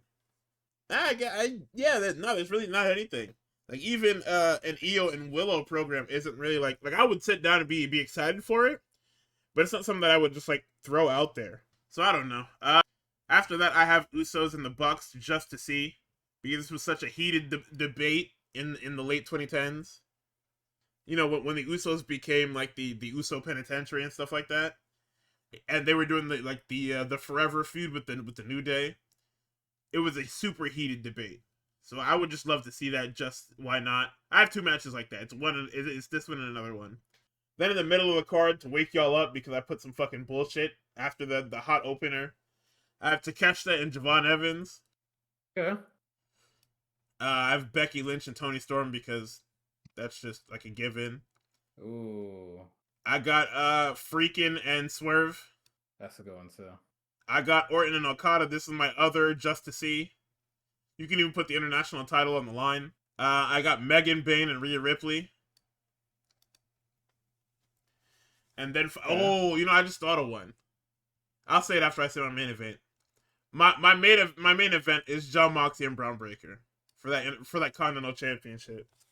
Okay. No interference, 20 minutes, straight graps. Another one that I just thought of that I don't know how I didn't think of this before was Willow and Bianca. That's probably the one. That's probably the one that I actually do want to see the most.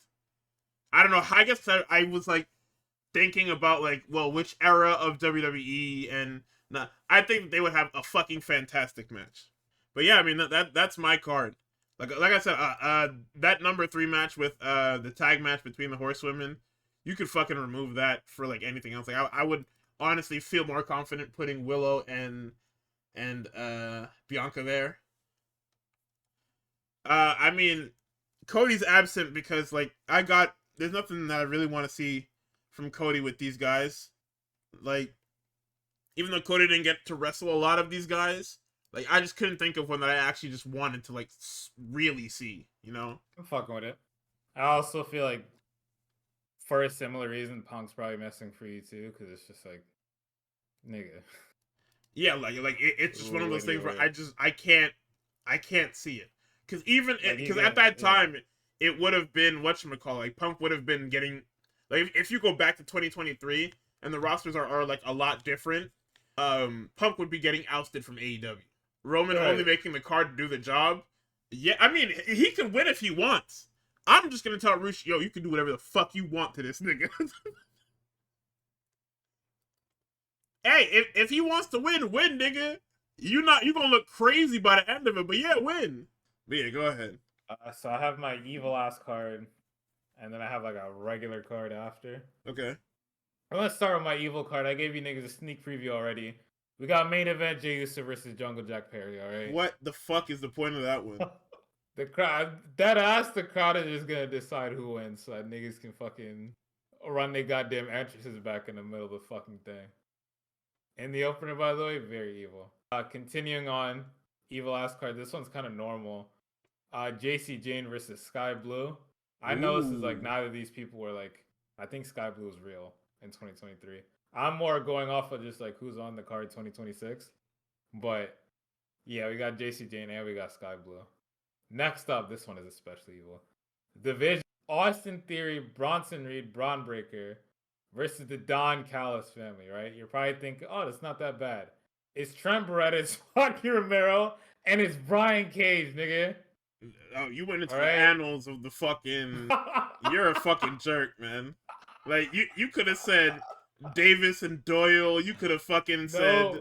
It's evil. Davis and Archer and somebody else. No, you went and picked the fucking... You scraped the barrel for some fucking Roppongi Vice and Brian Cage. Brian Cage ain't been on TV since like 2023, nigga. Apparently he just got cleared like the other day, so... Yeah, he's going right back to Ring of Honor where he fucking belongs. Oh yeah. We ain't got space for you no more, buddy. Sorry. Next up. And this one probably happened in 2023, but I'm stupid as fuck. So I put on the evil ass card. We got Waypon Man and we got Buddy Matthews, brother. Nobody asked for that. That's why it's evil. The worst card of all time loading. Next up. Jade Cargill, Harley Cameron. That's gonna be a great match. You said who and who? Jade Cargill and Harley Cameron. Wow. Yo, y'all better apologize to me. Next up, we got The Miz and we got QT Marshall, brother. Oh yeah, this nigga was cooking. Oh yeah, this nigga took it way more serious than I did. Like I said to take it serious, but this nigga Tux went down them rosters and said, yeah, I'm gonna go to the fucking bottom. That nigga said, I'm gonna put QT Marshall on the main show. I think you're gonna like this next one. I think you specifically gonna like this next match. We got Jasper Troy and we got Big Bill. Why the fuck is NXT talent on my shit, bro? It's the forbidden door, bro. We gotta, we can't just be all main roster all the time, all right? We gotta mix and match. Speaking of NXT, we got Jada Parker, we got Julia Hart up next. All right? No, I want Jada Parker and fucking Sky Blue. Actually, forget I said any of that. Keep going. And then, for our main event, we got Lexis King and we got Blake Christian. You said Lexis King and Blake Christian? Yeah. You're just wasting time. Alright, now my main card isn't as fun. I'm not gonna lie, a lot of these matchups are just fucking boring. I'm glad Memesy loves my evil ass card. I think I did a great job. So, it took a lot in me to not multi-man you to death, so I tried to just stick it to one, right? In our opener, and this one gonna wake you niggas right up. Bucks versus Profits versus FTR, which is kind of cheating because they were over there already, versus Fraxium. Right?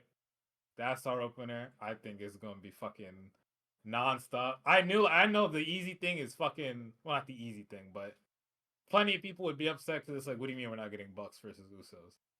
I see the vision between the Prophets, especially fucking Montez Ford, being like a Bucks disciple. I feel like that nigga's been a Bucks disciple. Wait, who? So I need Montez Ford. Oh yeah. That nigga is a Bucks disciple, like spiritually. So I need to see him in that match.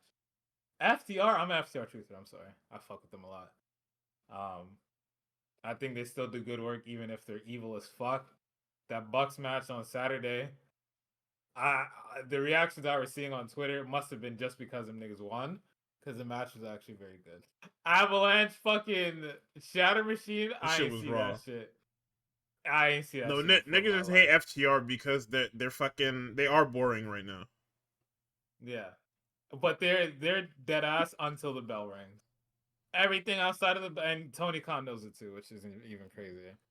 Cause, and I didn't say this during the fucking segment. The whole promo after, the reason why I was upset that they got bitch, because it's like, if they're gonna get bitch, and if Cope and Christian are gonna look past the Bucks and talk about some, we're gonna win, and then we're gonna be the best of your generation, why didn't the Bucks just win on Saturday?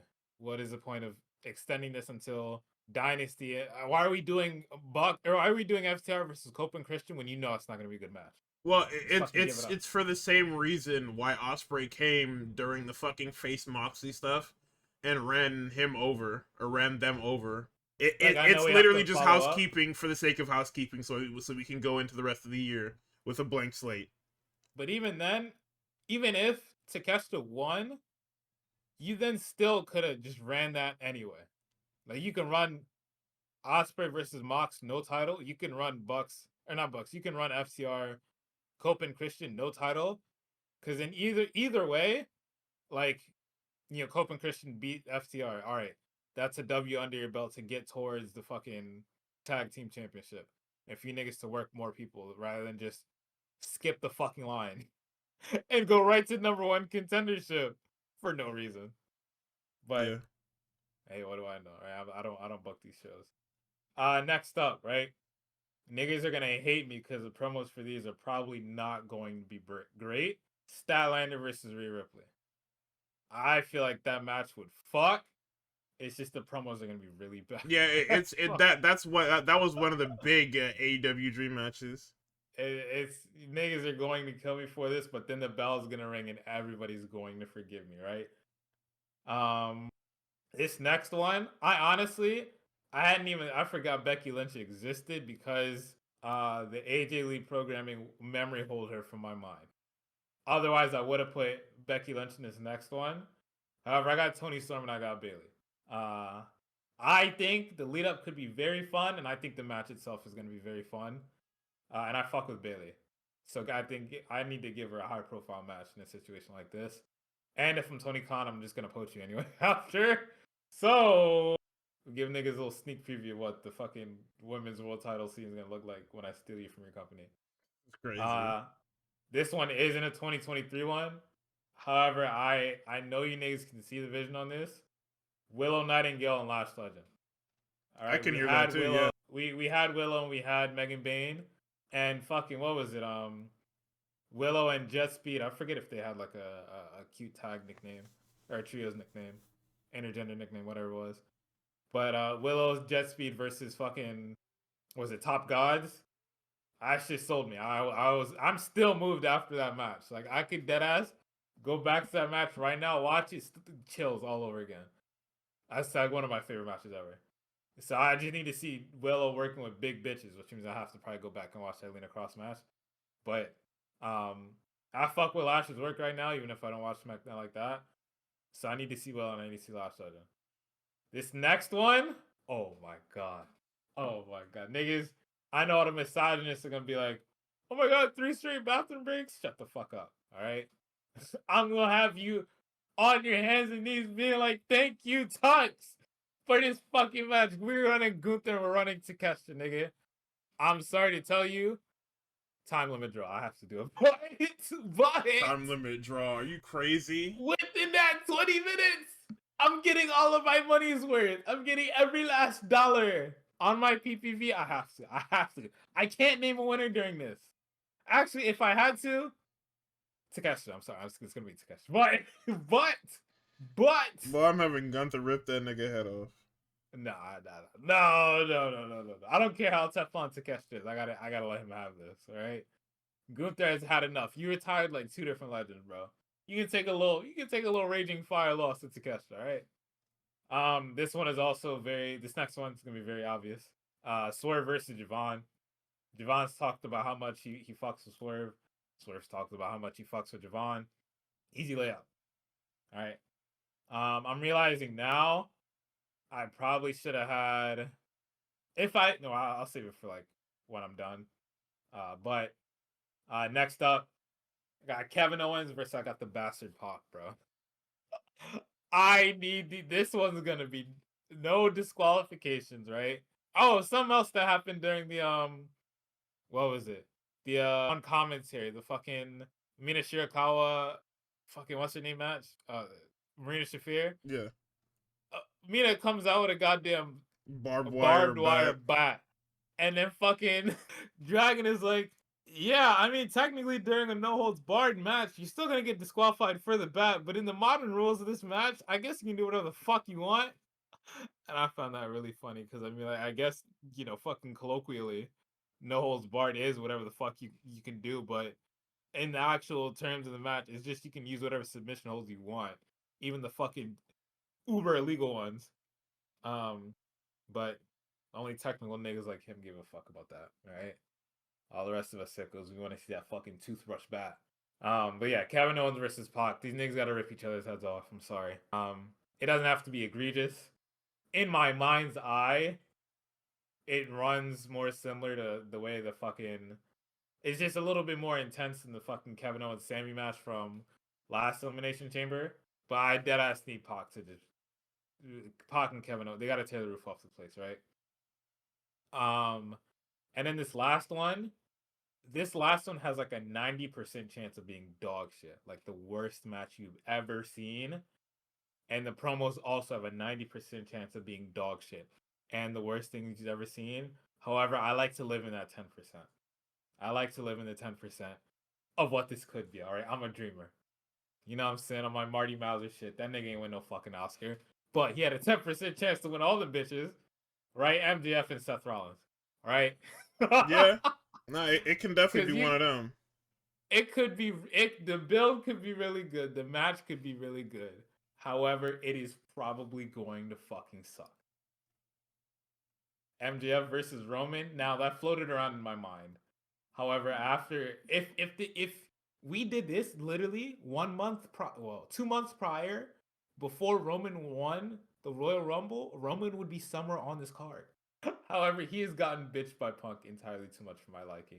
Yeah. I can't put you in my card. I can't trust you. There's a couple niggas I would put him with. You remember when fucking niggas were like, oh, Roman's contract is coming up. And I was talking about him being in AEW. I was geeked. You remember how geeked I sounded for that shit? Immediately down the drain with this Punk shit. I can't do that. No, don't come over here. I mean, I wouldn't wish Roman Reigns on nobody. Like I said, I'm sure that guy, he's a nice guy in real life, but when it comes to this wrestling shit, brother, you are a fucking terrorist. Like, I'm not gonna negotiate with you. It's not happening. It dead ass. The only person I could put him with is Mox. Because Mox makes magic. It's what we do, nigga. Yeah, come on now. But I can't trust Rome with anybody else. I really can't, especially not MJF. You think this Punk shit is bad now? I feel like MJF would turn it up to 11 and deep fry this nigga. And I can't have that. The match would probably be alright. But even then, I can't say that. Because theoretically, the MJF Hangman match should have been alright, and then the niggas went 50 minutes. Yeah, I don't. Yeah, that should be 50 minutes. It's still crazy to be said. It's like why would it? What you have like you could go 30 and niggas would be like, yeah, I like that. Niggas aren't gonna call it fucking world beater. You're not gonna get like a 5-star out of it. Niggas would be like, yes, that was good. MJF and then the whole shit about MJF. Yeah, that I don't know why I put MJF in my main event, but I mean, that's the thing, is that like in Fed production, if he at least gets like 60-70% of like his own shit, them Fed niggas would love it. And obviously Seth Rollins he's with the movement, so he'll be like, yeah, we can do whatever. And guess what? You'll get something good out of him. Yeah. If I had one more match to put on here, nigga, Carmelo Hayes versus Speedball Mike Bailey. Are you fucking kidding me? I'm disappointed in myself that I didn't put that. And there's a couple other niggas I left off here that I really wanted, like fucking Oba. I wish Oba was on here. He could work. Claudio. God. There's so What? much shit. There's too much, but like I really wanted like a lot of women to get good matches, and like I wanted to put Billward on here. I ain't got no space. I wanted to put There's Athena so on much here. cool shit you can do, but it's just like, I don't know, man. Nigga, Athena and fucking who's old girl that they're calling the second coming in NXT? Kendall Gray. I put Athena and Kendall Gray in a heartbeat. Fucking Danielson, Lyra Valkyrie. I forgot about Lyra Valkyrie. I would have put her Yeah, on I don't know how here, you too. did that. There's too many people. I'm thinking box office and not work rate. I'm a fucking mark, man. I gotta kill myself. Like, there's just so much, bro. There's so much, man. Tony Khan should have bought that shit. Oba versus Bandito this year at 21. That shit would be awesome. Fucking Brodito versus probably some tag team I'm not thinking of. That would be really fucking good right now. Damn. And niggas don't have tag teams like that. Damn. Oh my god. I guess it. I think I named half the fucking like at least relevant to me tag teams in the fucking Fed. Yeah. With Profits and Fraxium. What the fuck? I mean, I guess Brodito versus Profits could be one too. Lyra Athena would blow my mind. Trap just fucking. Oh my god. Oh my god. You Trap niggas. just did it. Trap just did it. Danielson versus the Minion Overlord. Trap just did it. And then if we really want to get into like a Triple H mindset, right? Okay. What it probably would end up being is Tony Storm versus Bex, and then Bailey and Lara versus Athena and Billward. That's probably what it would be. However, I'm not trying to live in that world. I want the ones, bro. I'm with the movement. Nah, for sure. All right. And then, booking EO is impossible. Unless it's EO Athena. That's like the only thing. EO Athena or like EO Mercedes. That's like the only things I can see. But I don't see anybody else because what the fuck? I also do there's so many people. Megan Bain versus fucking Lash Legend. Like, what the fuck? Megan Bain, Piper Niven. Like, what? What, bro? Damn. REP didn't give us 2 nights. Damn. Nigga talking about 2 nights. I told you we got 5 hours for you. Damn.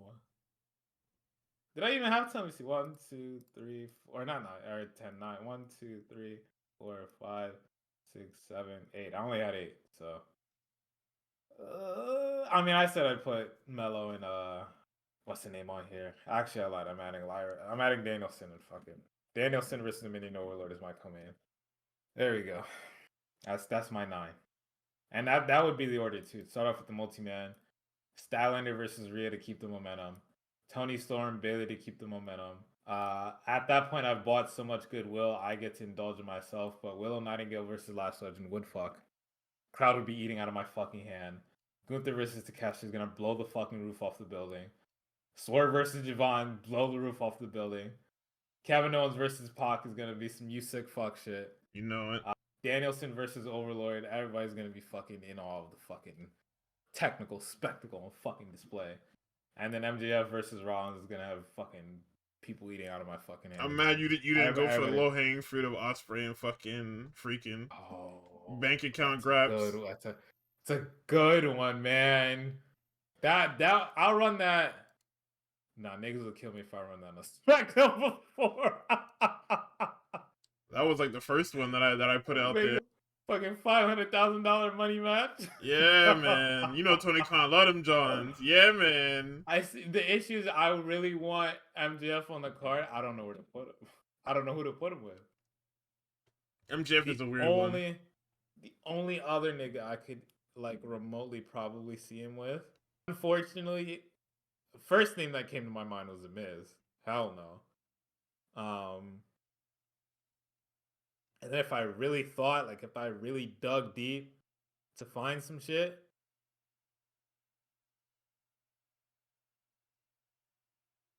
Damn.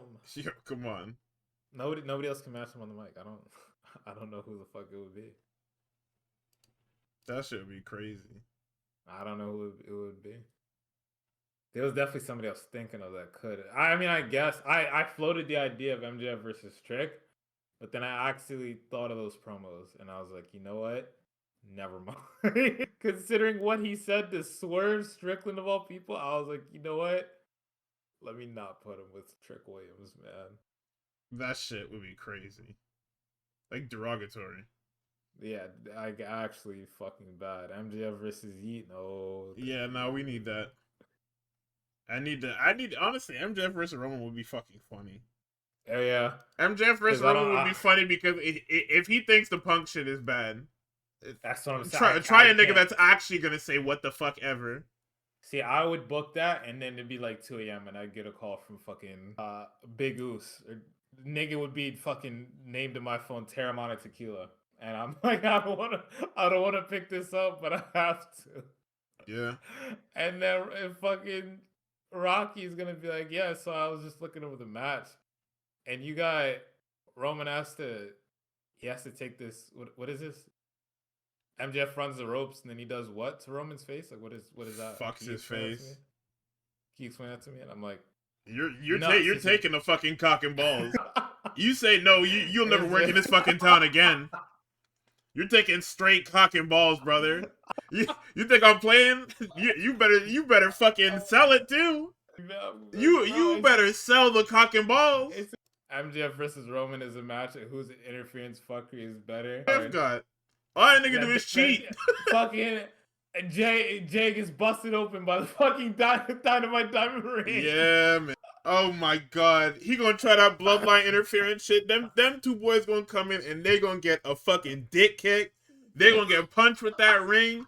And Jimmy gonna take the craziest heat seeker you ever did see. He gonna have that nigga over the top rope and slam him into the fucking mat. Son, I would have Max them little niggas in hell.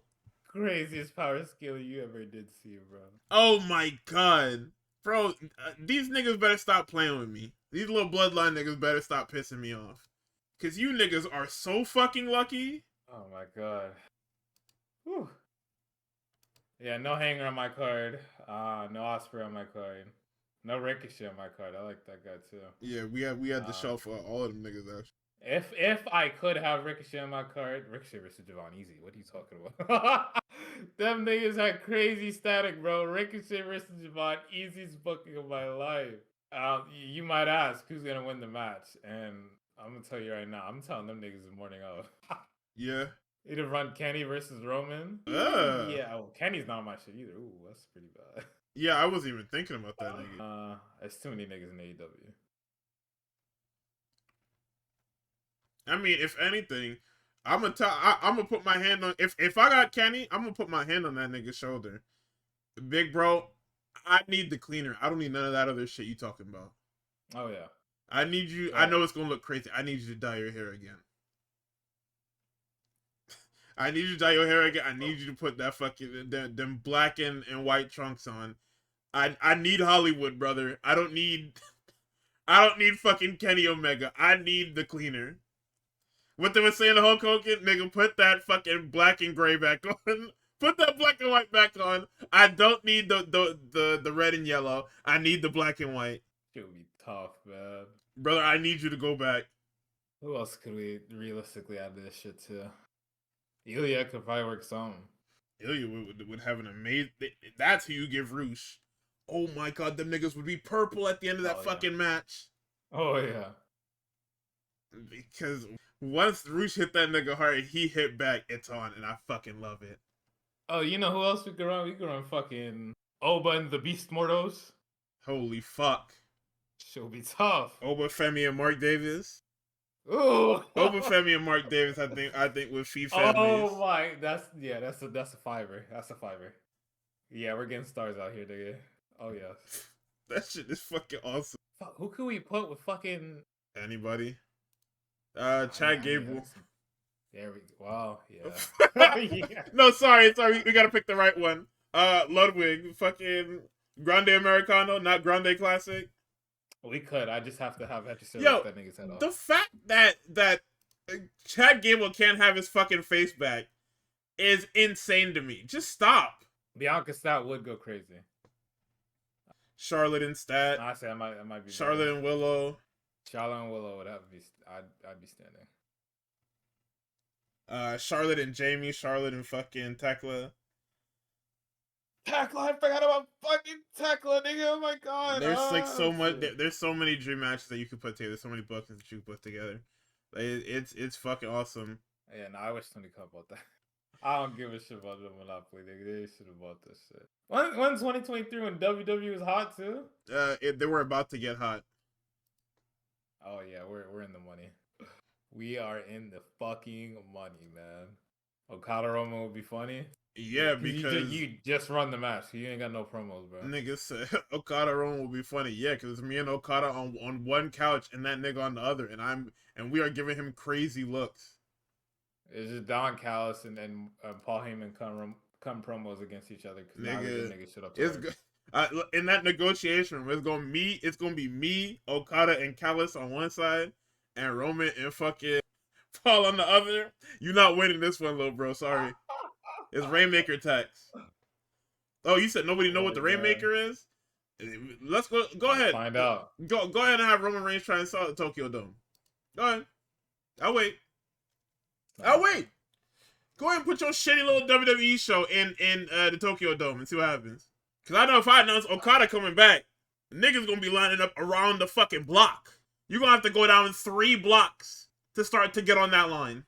Whatever they use in Japan to buy tickets, nigga, watch out. Go ahead and advertise a Roman Reigns match. See, it'll be niggas. Them shit's not gonna move. Al Fletcher versus fucking Finn Balor, bro. Ooh, I like that. Yes, could have gotten Tana versus Cena. Nigga, oh my god, that's how you sell it in Tokyo Dome. Fam, I was supposed to get Punk and Tanahashi, and then this guy got hurt. And now I'll never have it. I'll never know what it was. That was one of the days that I died like for real inside. I don't know how you don't hate Hangman forever.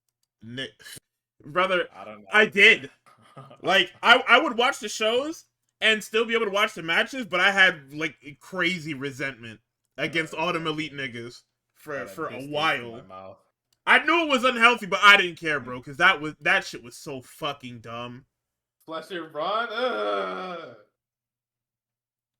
like that fucking, oh my god, that nigga, I was so fucking mad. Like you heard me when I was going through that shit. I was literally at the point where I was just saying, I don't give a fuck what happens, and I hope everybody's fucking happy. Like I hope Punk is happy. All I want is that nigga to be happy. I was so down on my luck, nigga. Oh my god. Listen, even if he's happy, like right now trying to help niggas with developmental, nigga, let's be honest, he still could have. Nah, I mean you could have finished up that AEW run and then you could have went and helped in developmental. You could have done both. I don't know, man. There's so many matches in AEW left on the table, bruh. CM Punk versus Kyle Fletcher. Oh my god. Like, oh my god. Punk and AEW was going to be fucking tremendous. And then nothing. And then I got nothing. It means he's cooking with fucking gas. I lost close, everything. Right? You're close to the greatest match ever. You gotta adjust that second name, right? I would like to see that. Yo, you said what? I'm putting Roxanne in the ring with the CEO. Yeah, she going through it. Let's see something. I got hold by people with egos somehow. Yeah. Shit is crazy. I don't think without that media scrum, I don't think I would have got back into pro wrestling. Yeah, Punk having the worst time of his fucking life. I think I referenced that media scrum in one of my screenwriting classes. What did I ever do? Nigga, he was so fucking mad. An empty-headed fucking dumb fuck like Hangman out of like what? He was that's how you know he was legitimately fucking mad. Bars. Like Man. he was not having it. And the funniest part about it, you wanna know what the funniest part about that was? is that he was talking about that shit. He was not lying. Like He was. niggas were very much just feeding the press shit about Punk that wasn't even like really happening like that. Like, that shit is just so crazy. But I mean, we are so overtime, nigga. We are super over time. We are super overtime. I hope you niggas enjoyed that Forbidden Door segment. Yeah, honestly, we should probably revisit this. This was pretty fun. We might have to open up if the next week is also afternoon in Konoha. Well, actually, hold on. Before I guess we get out of here. Next week, I am in Mexico. I'm not in Ciudad de Mexico, but I am in Mexico. My high school best bud is getting married. Okay. So Wednesday I'm fucked, Thursday I'm fucked, and I'm honestly not back until Tuesday. So I believe it might have to be a later night Tuesday Graps. And when Dynamite just gets hold until next week. Probably what it has to be. Hey, just let me know what it is. Yes, sir. But I also wanted, since I have all of our regulars here, wanted to put that on the air. But yes, the fucking segments where Guardy just goes down the roster page, that'll probably come up the minute a week is slow as fuck. We will be opening up that roster page and we will be discussing. That's fucking crazy. Because I was looking at the WWE roster page just to put matches together, and I was like, what are half of these niggas doing here? Yeah. Because you look at them and you're just like, oh, you still work here, right? Yeah. Noam Dar still on the shit, and I'm like, oh, I didn't know you were still here. Yep. Fucking Mac Cardona is on the goddamn shit. Like, all right, brother. Oh. Okay. We will see you niggas when we see you. Y'all have a good night. Y'all have a good night and Godspeed.